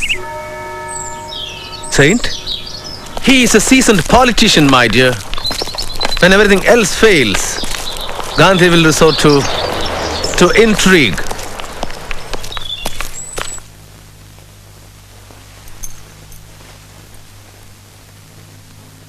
Mr. Prime Minister and friends, I have to announce with deep regret that we have failed to secure an agreeable solution to the communal question through informal discussions. The failure was inherent in the composition of delegates who are nominees of the government and not representatives of the people. As for the Congress, it represents the entire nation, including the untouchables. Mr. Chairman, sir, I have not the slightest doubt that I fully represent the claims of my community. The Mahatma claims the Congress represents the depressed classes more than I do. I can only say that it is one of the many false claims which irresponsible people keep making.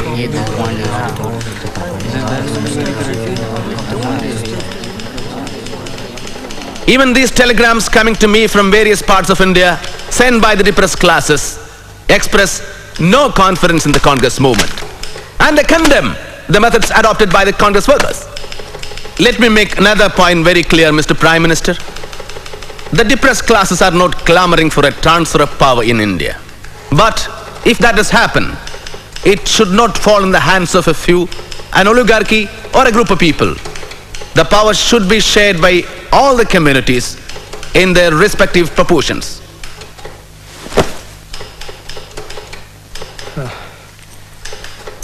I strongly believe that untouchability is on its last leg and separate electorates will only perpetuate that stigma. I will walk from one end of India to the other to tell the untouchables that this is not the way to remove untouchability. I would rather Hinduism died than untouchability lived. I have great regard for Dr. Ambedkar. But it seems that great wrong under which the learned doctor has labored and perhaps the bitter experiences that he has undergone have warped his decision. It is not a proper claim when Dr. Ambedkar seeks to speak for the whole of the untouchables. I can say with humility that I represent the vast masses of the untouchables. Those who speak of the political rights of the untouchables do not know their India.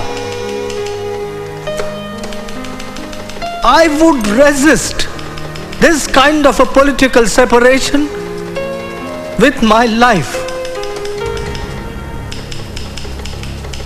Thank you.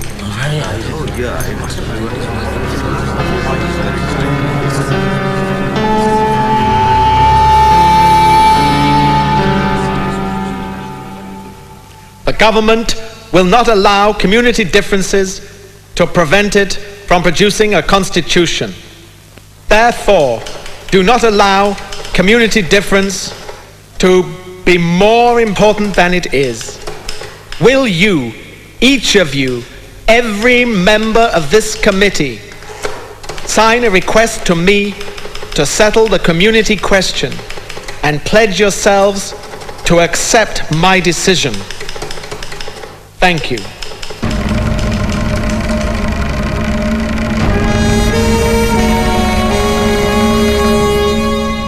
British Premier Mr. MacDonald announced the communal award granting separate seats to the depressed classes.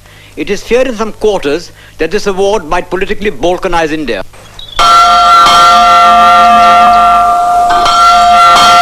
So we felt it our duty to safeguard the rights of the depressed classes to a fair proportion of representation in the legislature. I am therefore afraid that my answer to you, Mr. Gandhi, must be that the government's decision stands. And ask yourself seriously the question whether it really justifies you in taking the action you contemplate. Yours very sincerely, Ramsay MacDonald.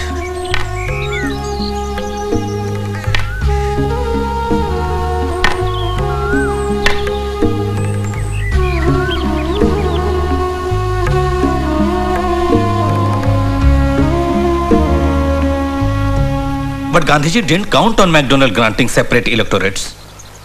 Muslims and Sikhs and Christians too are given separate electorates. Why doesn't he object to those? Why does he have to take it out on us alone? The Mahatma's ways are unfathomable to us mere mortals. But the Mahatma is not an immortal person, nor is the Congress. Instead of fighting Mahatma, why don't you believe that he is sincere in his pledge to remove untouchability? There have been many Mahatmas in India whose sole object was to remove untouchability. Every one of them failed in his mission. Mahatmas have come and Mahatmas have gone, but the untouchables have remained untouchables. Ambedkar! Ambedkar!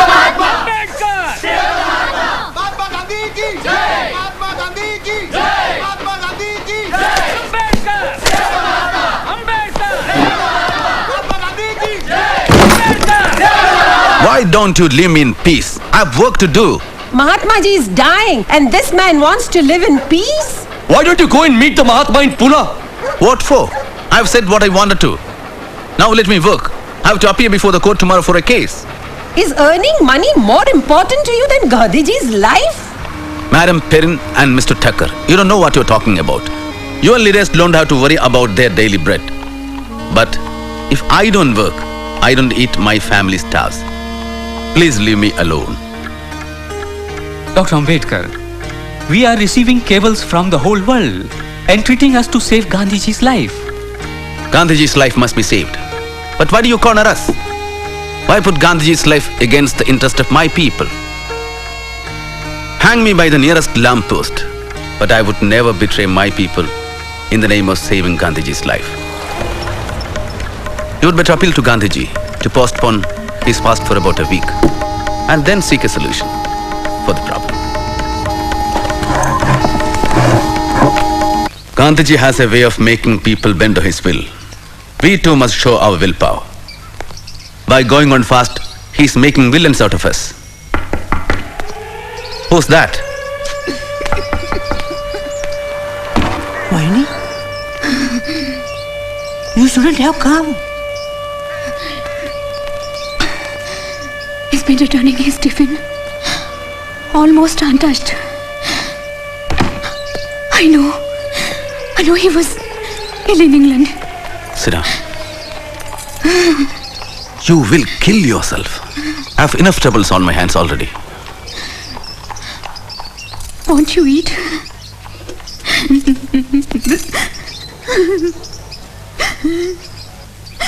It's almost 12.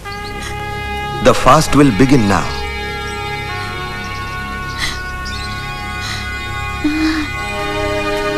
Babu? Thank you.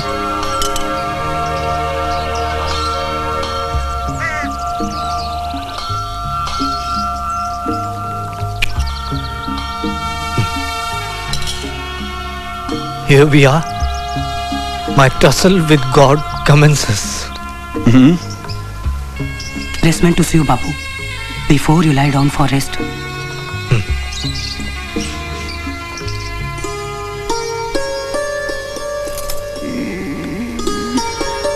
Ramu.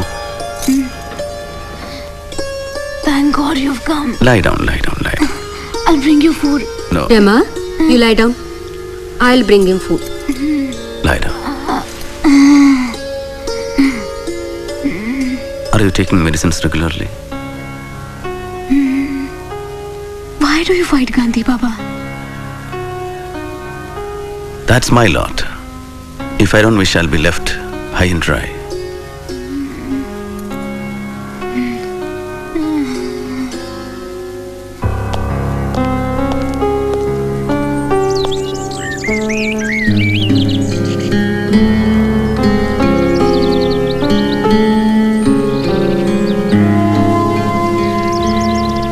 Panel. No harm in that. But I would like to meet Dr. Ambedkar first.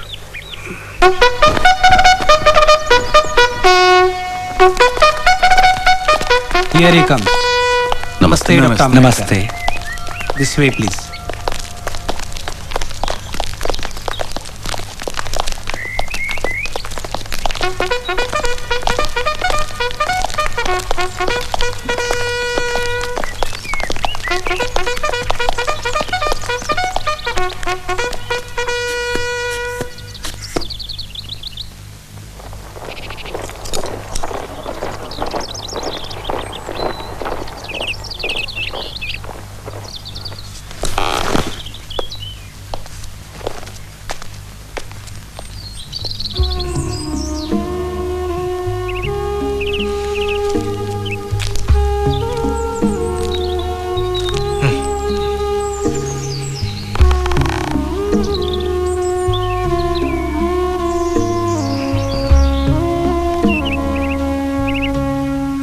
Gandhiji, you have been very unfair to us. That's my lot. What do you suggest? Compensation for giving up separate electorates. I know. The reserved seats. Surely, but the number is negotiable. Let me tell you, Ambedkar, I am fully with you. You are an untouchable by birth. I consider myself untouchable by adoption. And I also know that you want to save my life. Yes, Gandhiji. You know, I'm not adamant on a separate electorates as a matter of principle. The purpose is to enable a minority to select candidates to the legislature who will be its real, not nominal representatives. Excellent. But why a panel for some seats and direct elections for others? Surely that will create an artificial division for the depressed class members and divide the community. Why not have primary elections through panels for all the seats? All right. I make that concession. Panels for all seats. Good. Now make the panel of 5 instead of 2. And let me give you my word, Ambedkar. From now on, my entire life will be devoted to the total eradication of untouchability. Now, you may discuss the details with these friends. I have discussed with my colleagues. They won't agree for more than 126 seats in the provincial assembly. We are firm on 197 seats.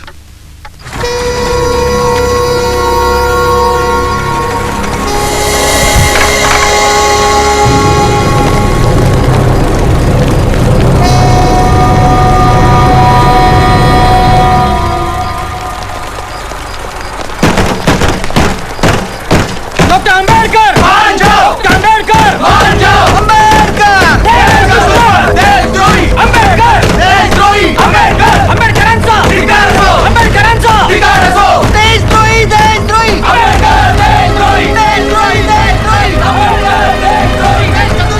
I had warned you, Dr. Saheb. We are receiving threatening letters.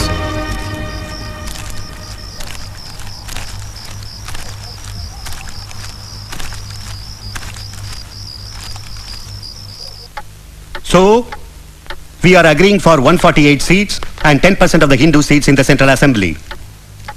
Primary elections should terminate by the end of 10 years. The question of reserve seats should be settled by a referendum in a further 15 years. Dr. Ambedkar, the evil of the reserve seats and separation will be perpetuated by making its removal dependent on the will of the depressed classes. And you are asking for 25 years of referendum. I refuse to believe that untouchability will be no more in the next 20 years or so. Facing the sword of Damocles will surely compel the caste Hindus to change their inhuman attitudes to the untouchables. Dr. Ambedkar, try to understand. Gandhiji is fighting for his life. So what? So what? Oh, sorry. Don't worry. We will ask somebody to clean it. Devdas? How is Bapuji? The doctor says he's sinking. His blood pressure is low. He's dehydrated and getting breathless.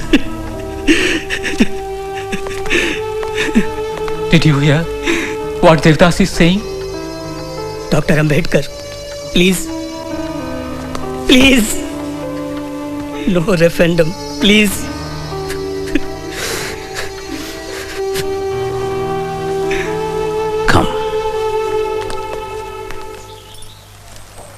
I have given many concessions, Bapuji. From 197 seats to 150, 18% in the central legislature and 4 in the panel. Surely untouchability will not vanish in 15 to 20 years just because of this.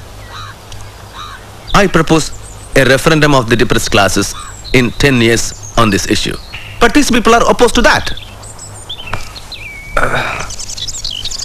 You mean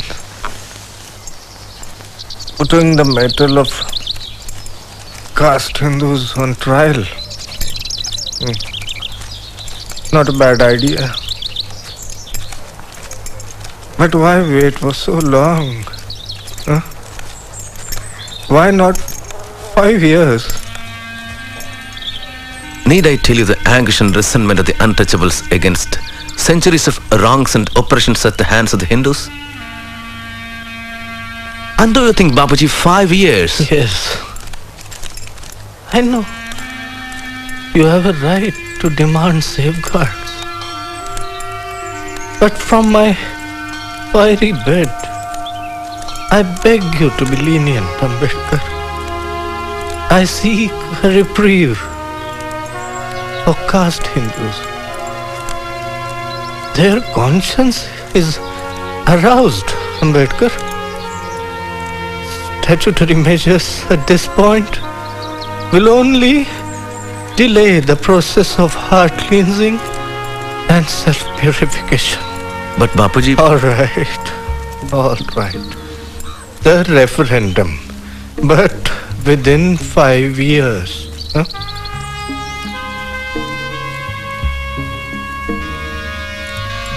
$5 years or my life.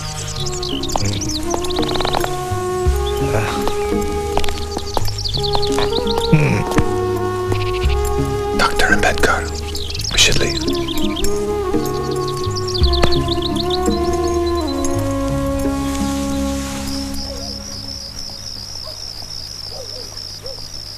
The long-standing confrontation between Mr. Gandhi and Dr. Ambedkar has finally dissolved in the form of the Pune Pact. Dr. Ambedkar has agreed to sign it without the condition of a referendum. He and Pandit Malviya will sign it. This will bring to an end Mr. Gandhi's long fast.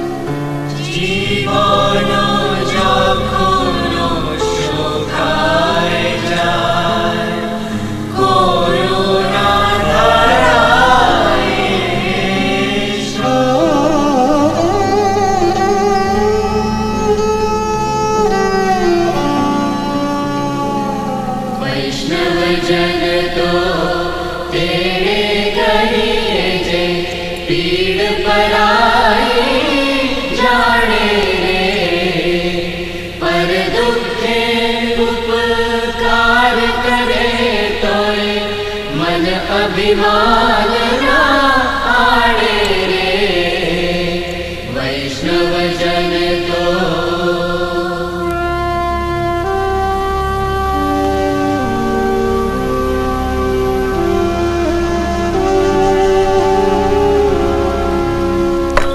Dr. Ambedkar, once again you have caused a great furore. What can I say, Miss Epstein? It seems to be my lot. It would be no exaggeration to say that I am the most hated man in Hindu India today. I am represented as a traitor, cursed as a destroyer of Hinduism, branded as the greatest enemy of this country. But after the dust settles down and a review of my life is taken objectively by the future historians, perhaps they will acclaim my services to the nation. And if they don't? If they don't, I don't care.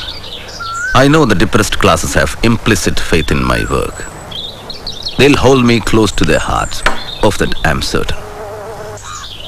Dr. Ambedkar, I have called you here to lend your support to Subbarayan and Iyengar's temple entry bill.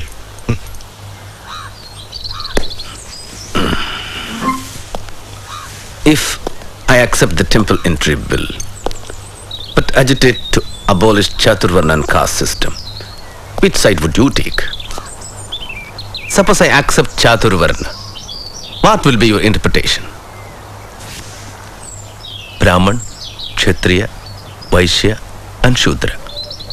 Or in the reverse way, Shudra on the top.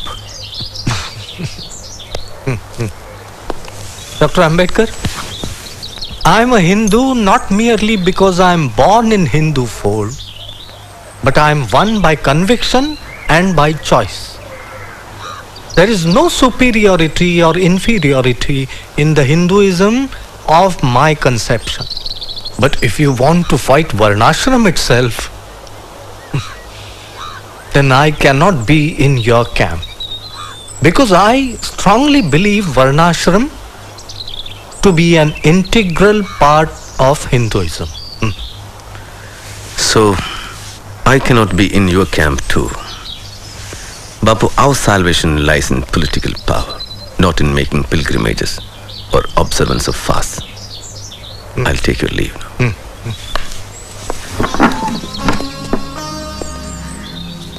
Shall I tell you something? Don't use the weapon of fast too often. Your life is so precious and the country needs you.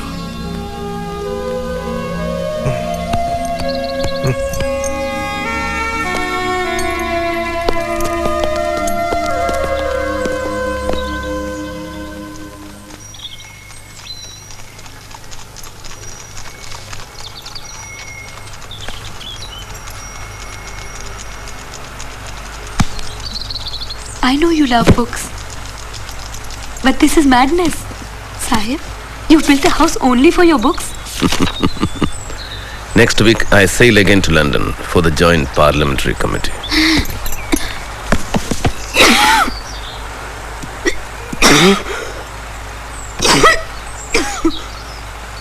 Ramu, come sit here.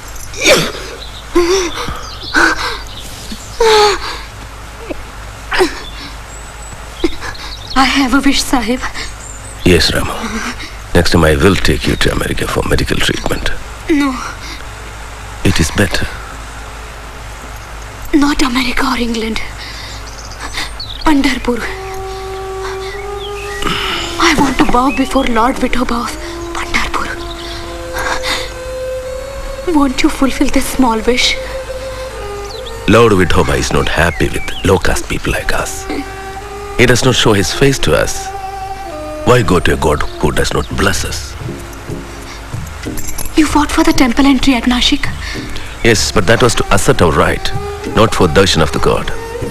If they call us Hindus, we must have a right to their gods too.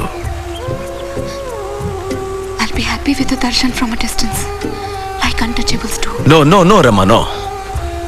Try to understand, Rama. A God that discriminates is not God. It's just a stone. Our God lives in our hearts. Let's not demean ourselves by seeking mercy from a God that does not care for us. We shall create our own Pandapurs.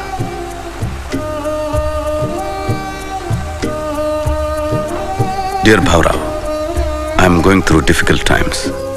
As principal of the Law College, I am trying to bring reformations in the college syllabus. I am caught up between duties for my people and duties at home. I am anxious about Rama's health. She has deteriorated over the last few days.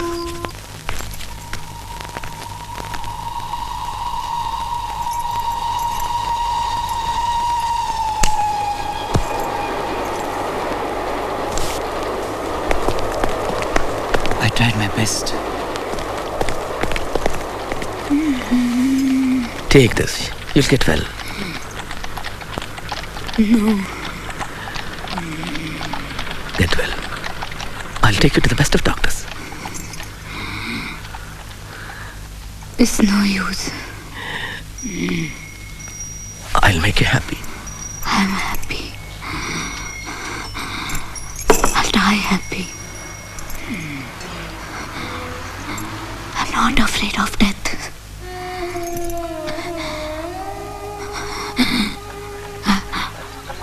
I've seen death.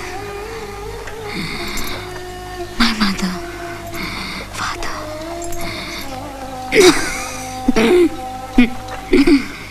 Your parents. Aunts. Your brother. Our 4 children. Ramesh. Gangadhar. Hindu. Rajratna. I've seen them die. Sahib. Is it raining?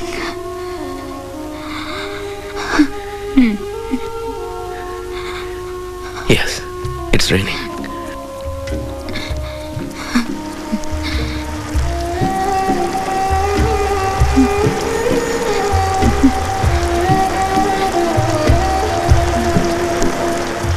Don't exhaust yourself. I need you. You don't know how lonely I am.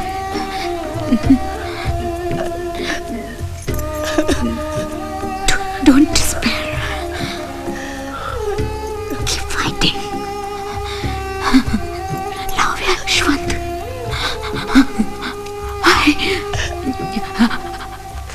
Mother. Rama.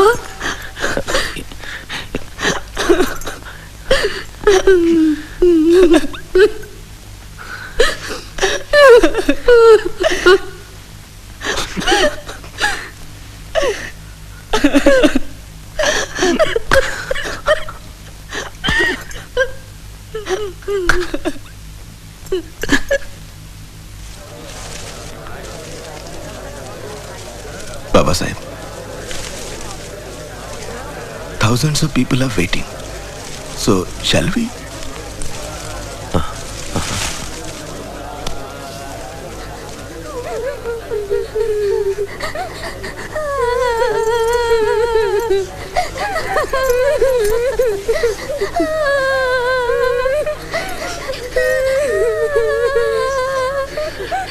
Her last wish was to wear a white sari.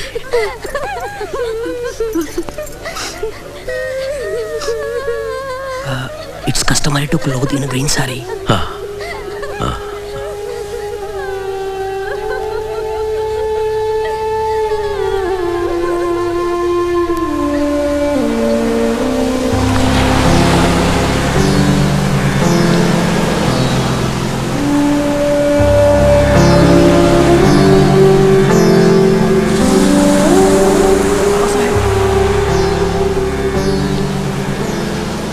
Babasaheb, 400 untouchables of Kohinoor village are converting to Islam.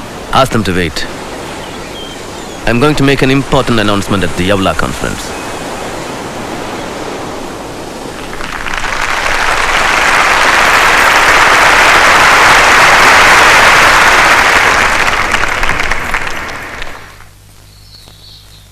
And thus, my unfortunate brothers and sisters, when I look back at the past 10 years of our movement, I despair of the future. Enough. We are no longer dumb animals. The time has come to put an end to this harassment and indignities. Let's leave this cesspool of caste which made us worse than worms. Break these shackles. Destroy the social prison. Let's choose a new religion which will guarantee us equality of status and opportunities. Unfortunately, I was born a Hindu untouchable. It was beyond my power to prevent that. But it is within my power to refuse to live under these humiliating conditions.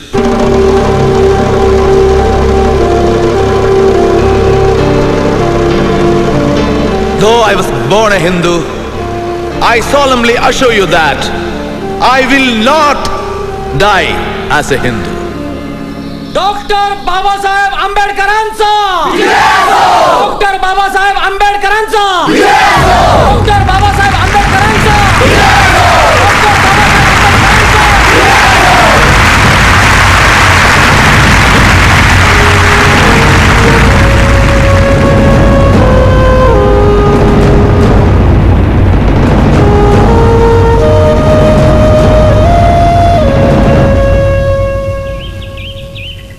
This is an unfortunate decision. But religion is not like a house or a cloak, which can be changed at will. It is a more integral part of one's own self than of one's body. Dr. Ambedkar's bitterness clouds his vision. The millions of illiterate Harijans will not listen to him. Their lives, for good or evil, are involved with caste Hindus. Every known religion would fail if judged by the standards of Dr. Ambedkar. But the press should also note that I feel whatever label the learned doctor wears in the future, he is not a man who will allow himself to be forgotten. Babasaheb, sugar? You want to kill me? Just a little. You fool. Diabetes. Eat kadu neem leaves. Or better boil them 1/4 and drink every morning. That bitter dose, I have been swallowing it for my entire life. And now you are administering it to us. Doctor, your leaving will be a great blow to Hinduism. A blow? You surprise me, Mr. Pradhan. We unclean untouchables have been the contaminators, the pollutants of you pure Aryans. Won't our leaving cleanse your religion of all impurities? Babasaheb, the exodus will not stop with you. It would be the death of Hindus in the long run. It matters little, Masrekar Maharaj. The history of Hindustan will continue. Not if the Hindus become a minority in our own land. Then let the caste Hindus take a pledge that they will get rid of the evil of untouchability in a prescribed period. Is that so easy? Look at the magnitude of the problem. It would require time. Well, I can wait for 5 years for a change in Hindu hearts. But what guarantee? How am I to be sure? Yes, I know that you will show your good intentions. Make a Mahara Shankaracharya for 1 year. Let thousands of Brahmins fall at his feet. I'm Miss Drescher from the Agripada mission, and I would like you to meet Dr. Henry Crane from America. Hello, Dr. Crane. Hello. He has come to take a close look at your conversion movement. And has already met Mr. Gandhi at Vardha. Yes, Dr. Ambedkar. I've met many people in that connection. And I truly believe that Christianity is the answer that can meet all of your requirements. If you convert into Christianity, all of the Christian nations will help to raise your social, political, and economic status. And I think this won't be objectionable to any of your fellow Indians. Dr. Ambedkar, as the Bible says, the poor shall inherit the earth. Which Bible do you normally refer to, Miss Drescher? The Holy Bible, of course. That's true, but which edition? Modern version, King James's version, or which dates back to the Elizabethan era? Miss Drescher, have you ever gone through the commentaries on the Bible by Cook? It's a good analytical study on the Bible. And also refer to Life of Jesus by Renwa and Khalil Gibran's Jesus the Son of Man. It can give you a different perspective of Christianity. Dr. Ambedkar, we would like to invite you to the annual conference of the Methodist Church in Pune. And to the mission too. I'll try. Babasaheb, Muslim India would be honored to welcome you and all untouchables. We promise you that untouchables will have the fullest equality and rights in every sphere: political, social, economical and religious. As you know, Babasaheb, our religion believes in one God, Ekankar, and provides equal treatment to all its followers. It fulfills all the desired requirements regarding the conversion of depressed classes. Here is a telegram from Mahabodhi Society. Dr. Ambedkar, you and your community is cordially welcome to embrace Buddhism, which is professed in greater part of Asia. We guarantee equal status to all converts. There is no caste distinction amongst us. We are willing to send workers. Please let us know. It seems that Congress and Sardar are bent upon destroying you in these elections. Haven't you read Sardar Patel's statement? Yes. No concessions under the communal awards if we convert. Look, doctor, I have not come here as your friend. I have come here as an authorized representative of the Hindu Mahasabha. We know your views and your patriotism. We know that you will never convert to Islam or Christianity. Do not take me for granted. I don't need a certificate of patriotism. And I know the culture and history of this country better than many of you. Yes, it is my contention that the conversion to either of these faiths would fundamentally alter the political and cultural equation here. But how does it concern us if we have no stake? Doctor, we shall fight tooth and nail to protect your concessions. Even if you convert to Sikhism, the Hindu Mahasabha will give you a written commitment. How diabolical, you old Brahmin bandicoot.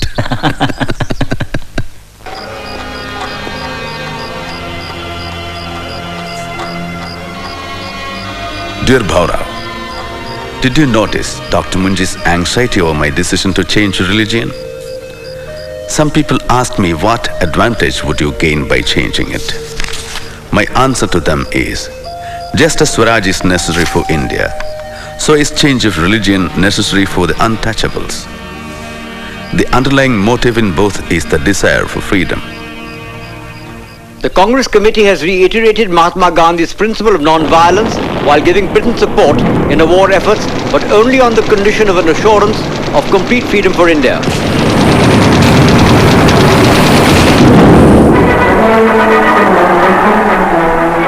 On the other hand, Dr. Ambedkar's Independent Labour Party has given a total and unconditional support to Britain's war against fascism.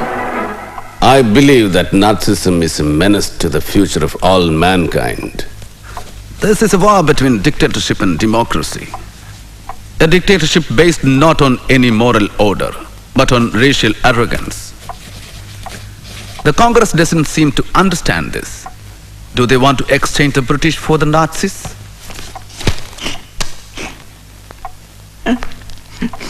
Are you all right, Miss Epstein?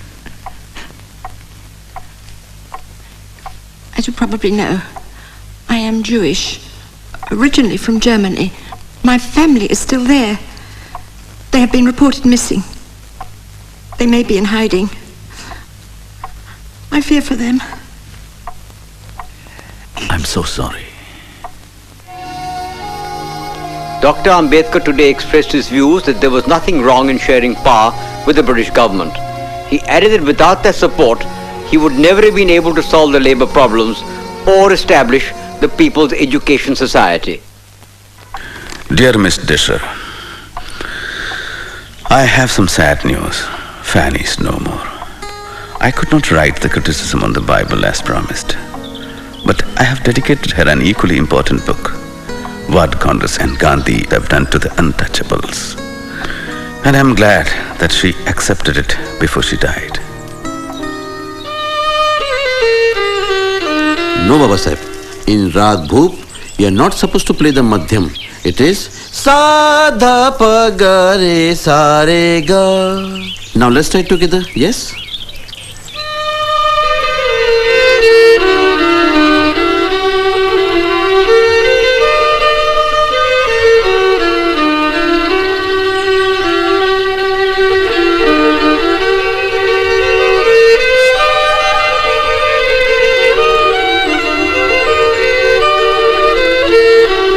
Mr. President, sir, this Constituent Assembly declares its firm and solemn resolve to proclaim India as an independent, sovereign republic and to draw up for her future governance a constitution wherein the territories will be governed by the country.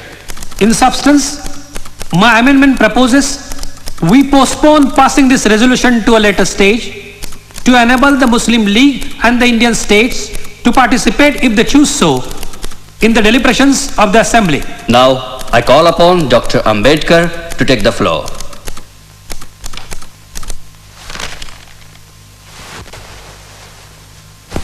Mr. Chairman, I am indeed very grateful to you for having called me to speak on this resolution. I know today we are divided politically, socially and economically. We are a group of warring camps, and I may even go to the extent of confessing that I am probably one of the leaders of such a camp. But sir, with all this, I am quite convinced that nothing in the world will prevent this country from becoming one.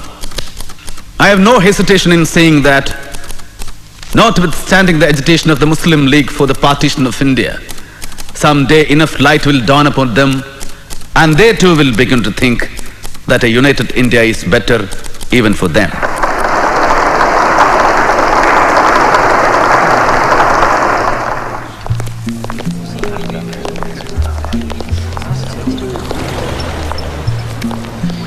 It seems you are firm on your stand on Pakistan. Well, Dr. Ambedkar, in your own words and thoughts on Pakistan, you have said that Hindus think that Pakistan is a dream of Muslims, but Muslims know that Pakistan is a reality.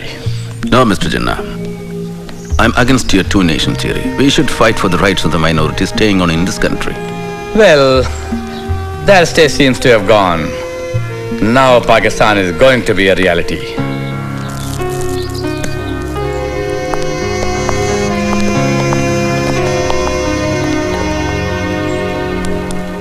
Untouchability in any form is abolished, and the imposition of any disability on that account shall be an offence.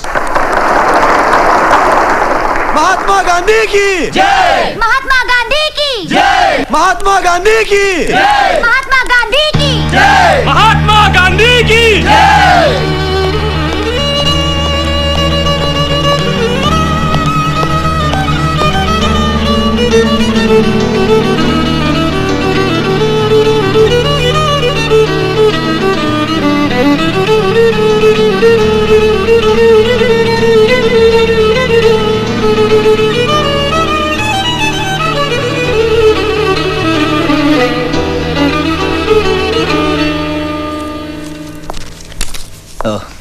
Too many complications, Babasaheb. Diabetes, arthritis, high blood pressure, neuritis. Too many complications. You have to be very careful, Babasaheb. Well, I'll prescribe you some medicines.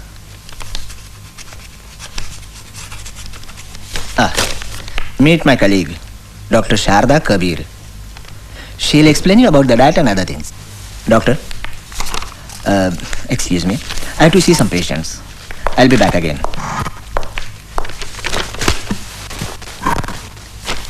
You will have to take insulin injection every day. Besides that, diet and exercise is a must. How is it possible? But you must do it. If you want to live longer. Your people, this country, they need you. If you want, I can come to your home and explain this to your wife. I lost my wife 12 years ago, young lady. Oh, I'm sorry. But there must be somebody at home to look after you. No, I have no one. It is fortuitous that Mr. Jaikar has resigned from the Constituent Assembly. The Bombay Legislative Congress Party would like you to fill his seat. Is this agreeable to you? After 2 decades of poisoning the atmosphere against me, the Congress is sending me to the Constituent Assembly. Will your partymen allow me to work in peace? The country is passing through a critical phase, and it needs you. All people, irrespective of political parties, must contribute in building a new India. Mr. Patel, have you consulted Mr. Gandhi? Yes. Bapu has no objection. Jabbar approves of it. And Rajendra Prasad is keen to get you there. How reassuring to know that. Now you realize that it is possible to be a nationalist without being a congressman. Aren't you happy with the list of ministers, Bapu? Namaste ji. Namaste. Who will be in charge of law, Jabbar? And framing of the constitution? For the constitution, we are consulting experts all over the world. All over the world? I think a sufferer should write the constitution of free India. How about Dr. Ambedkar, Jabbar?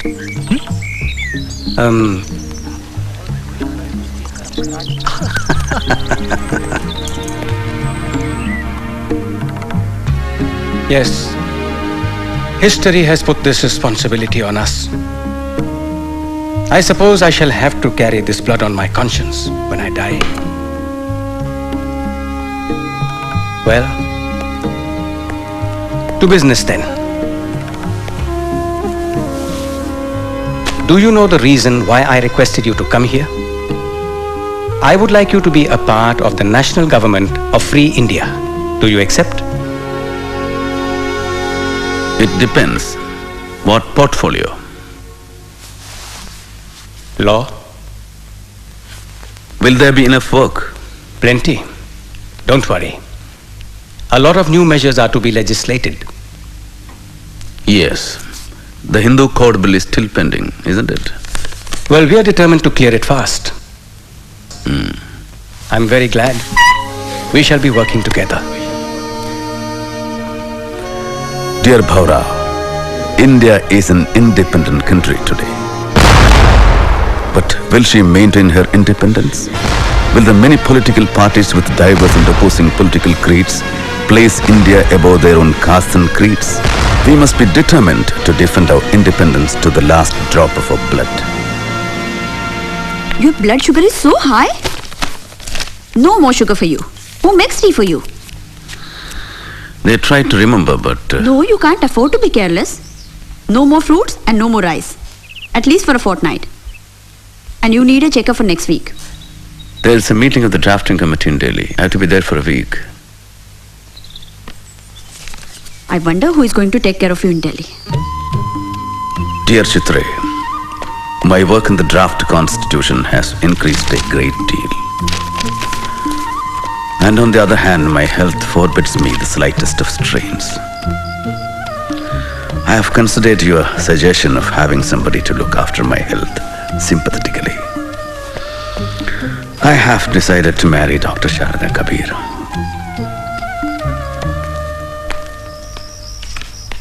Babasaheb. Bapuji was shot dead while he was going for the prayers.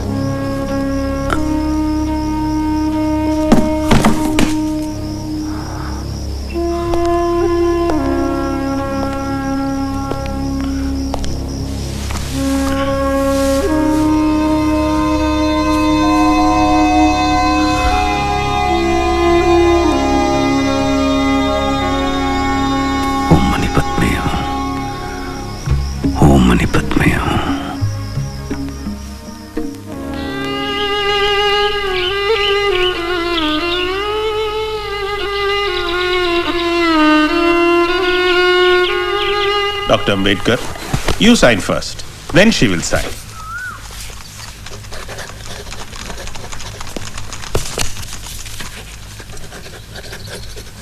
Now I proclaim you as man and wife.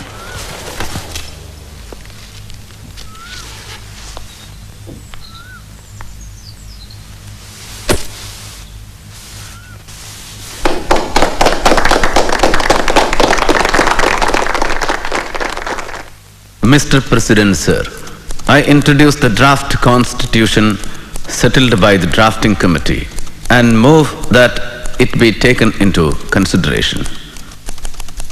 Mr. President, sir, I am one of those in the House who are aware of the amount of work and enthusiasm that Dr. Ambedkar has brought to bear on the work of drafting this constitution. The House is perhaps aware that of the 7 members nominated by you, one had resigned and was not replaced. One was away in America and his place was not filled up. And another person was engaged in his state affairs, and there was a void to that extent. 1 or 2 people were far away from Delhi, and perhaps reasons of health did not permit them to attend. So it happened ultimately that the burden of drafting this constitution fell on Dr. Ambedkar, and I have no doubt we are grateful to him.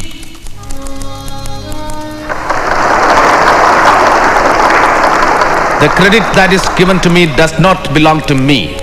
It belongs partly to Sir B.N. Rao, the constitutional advisor to the Constituent Assembly, who prepared a rough draft of the constitution for the consideration of the drafting committee. A part of the credit must go to the members of the drafting committee also.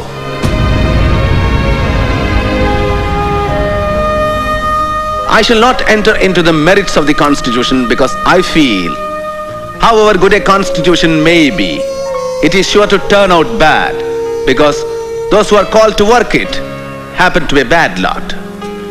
However bad a constitution may be, it may turn out to be good if those who are called to work upon it happen to be a good lot. It is therefore futile to pass any judgment upon the constitution without reference to the part which the people and their parties are likely to play. Thank you.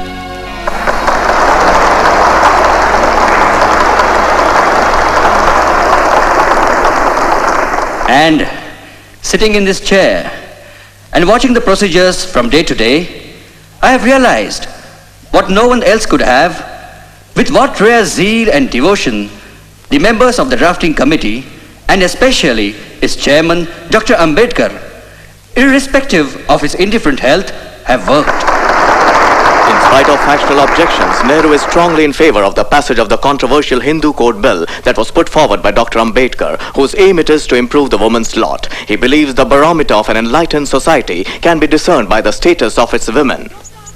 Murdabad! Murdabad! Hatado! Hatado! Hatado! The Hindu Code Bill is an insult to Hindu Dharma Shastra. It casts aspersions on our hoary traditions and Shastras.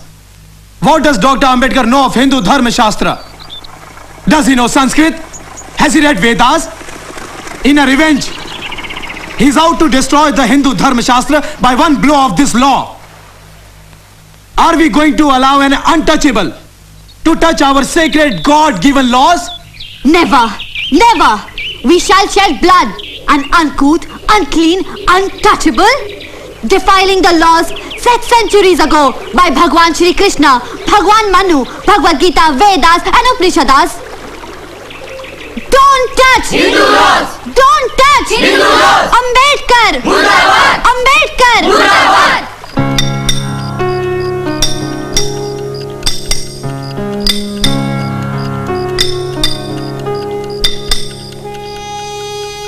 Dear Bharat, there is so much opposition to the Hindu Code Bill from all quarters. The statue of Buddha that Ambedkar is making for Siddharth College is in its final stage of completion. And so is my decision to embrace Buddhism. I was always impressed by Buddhism since my childhood, as I had read Life of Buddha, a book written by Dada Kiluskar, a well-known writer, also my father's friend, which he gave me as a gift. Buddhism is the only religion that preaches the three principles of prajna, knowledge, karuna, compassion, and samatha, equality. Buddhism is the answer to the exploitation in the world. People today somehow try to relate Buddhism with communism. But communism is based on force and Buddhism is ahimsa. It's a democratic system, which is why I have made up my mind to advise the millions of untouchables to embrace Buddhism.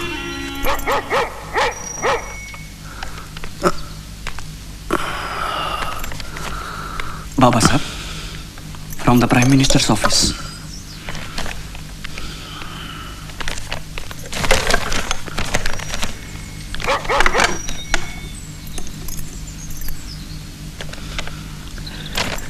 Read it. You know that we have a good deal of opposition to the Hindu Code Bill both inside and outside the House. With the best will in the world, it cannot be passed in this session. I can quite understand your disappointment. Even the marriage and divorce parts of the bill had ultimately to be postponed. Atrocious. Ratu, come and take dictation. For a long time, I have been thinking of resigning my seat from the cabinet. The only thing that held me was the hope that it would be possible to give effect to the Hindu Code Bill. But with its demise, even the marriage and divorce part of it is killed. I see no purpose in me continuing as a member. The Hindu Code Bill was the greatest social reform measure ever undertaken by the legislature in this country. To leave inequality between class and class, sex and sex, as in Hindu society, untouched. And to go on passing legislation on economic reforms is to make a farce of our constitution and to build a palace on a dung heap.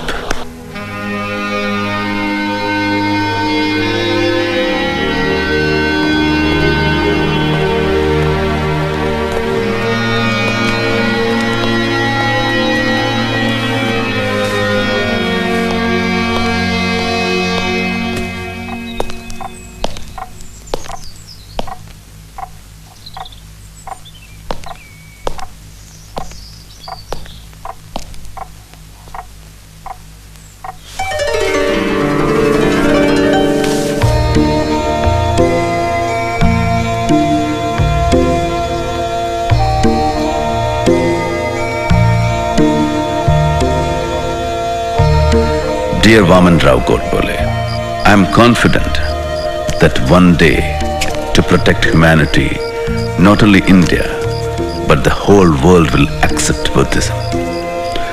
So the day of Diksha will be 14th of October 1956 at Nagpur. Yes, I had promised Gandhiji that when the time comes, I would choose the least harmful way for the country. And this is the greatest benefit I am conferring on the country by embracing Buddhism. For Buddhism is part and parcel of Indian culture. But won't you lose reservations and benefits meant for untouchables? Are Brahmins prepared to become untouchables in return for these reservations? Why are you quitting Hinduism? Why don't you ask your fathers and forefathers that question? Our efforts are to gain basic human rights and regain our self-respect. But why Buddhism? Because Buddha's religion is based on morality and ethics and has no caste. Because the social gospel of Hinduism is inequality, whereas Buddhism is all for equality. Because Buddha's teachings are modern, rational, and ever contemporary, there is no dogma. He makes you think and live by reason. Except Buddha, All founders of religions claimed for themselves the role of savior. Buddha was satisfied with being simply a guide.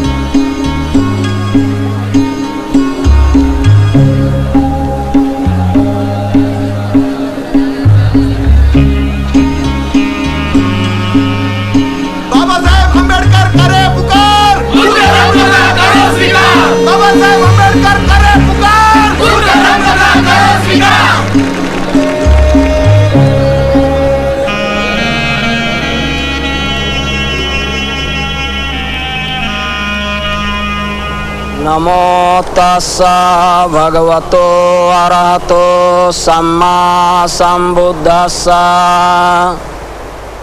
नमो तस्सा भगवतो अरहतो सम्मा संबुद्धस्सा नमो तस्सा भगवतो अरहतो सम्मा संबुद्धस्सा बुद्धं शरणं गच्छामि धम्मं शरणं गच्छामि संघं शरणं गच्छामि पानातिपाता वैरमणि सिक्खापदं समादयामि आदिन्नादाना वैरमणि सिक्खापदं समादयामि कामेषु मिच्छाचारा वैरमणि सिक्खापदं समादयामि मूसावादा वैरमणि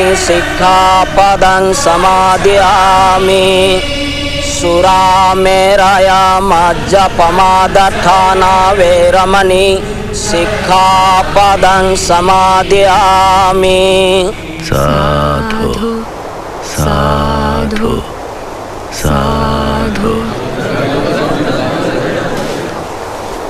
My beloved brothers and sisters, I have renounced the Hindu religion and I am embracing the great Buddha and his Dhamma based on equality of man, knowledge, right path and compassion. Hear me, my brothers and sisters. I am no longer a Hindu, no longer an untouchable. I am a liberated human being, a free man, no longer a slave of a pernicious social system. And so, my brothers and sisters, I hereby take a pledge to dedicate my remaining life to spread the Dhamma, the light of Buddha, throughout the world.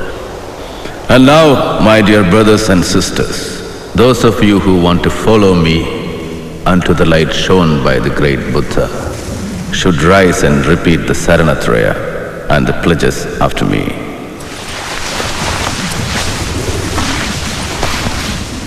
I will follow the 10 precepts laid down by Lord Buddha.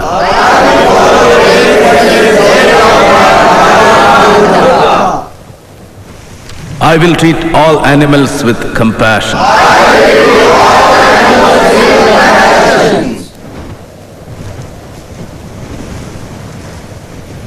I will consider all men as equal human beings.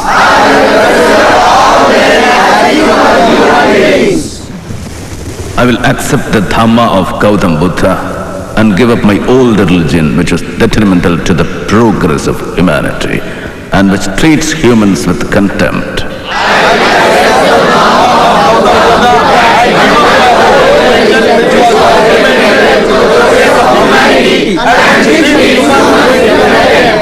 With this, I am being born anew.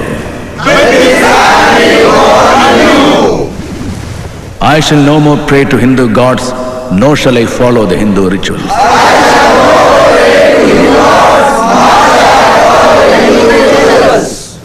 Henceforth, the three principles enumerated by the Buddha, knowledge, right path and compassion, shall guide my actions throughout my life.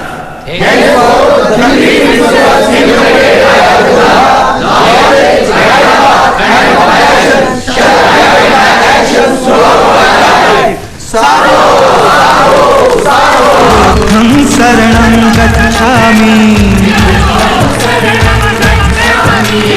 धम्मं शरणं गच्छामि संघं शरणं गच्छामि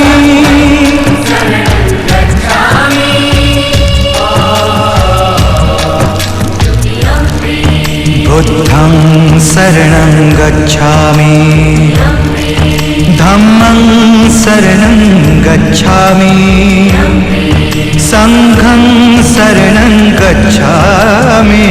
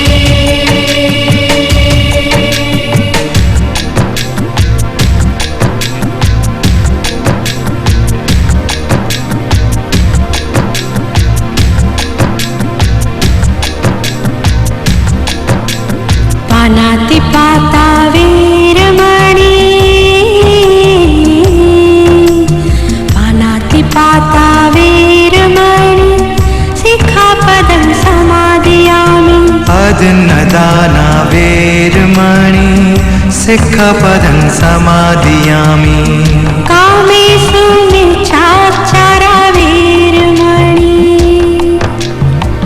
सिक्खपदं समादियामि बुद्धं शरणं गच्छामि धम्मं शरणं गच्छामि संघं शरणं गच्छामि मुसावादा वेरमणि मुसावादा वेरमणि सिक्खपदं समादियामि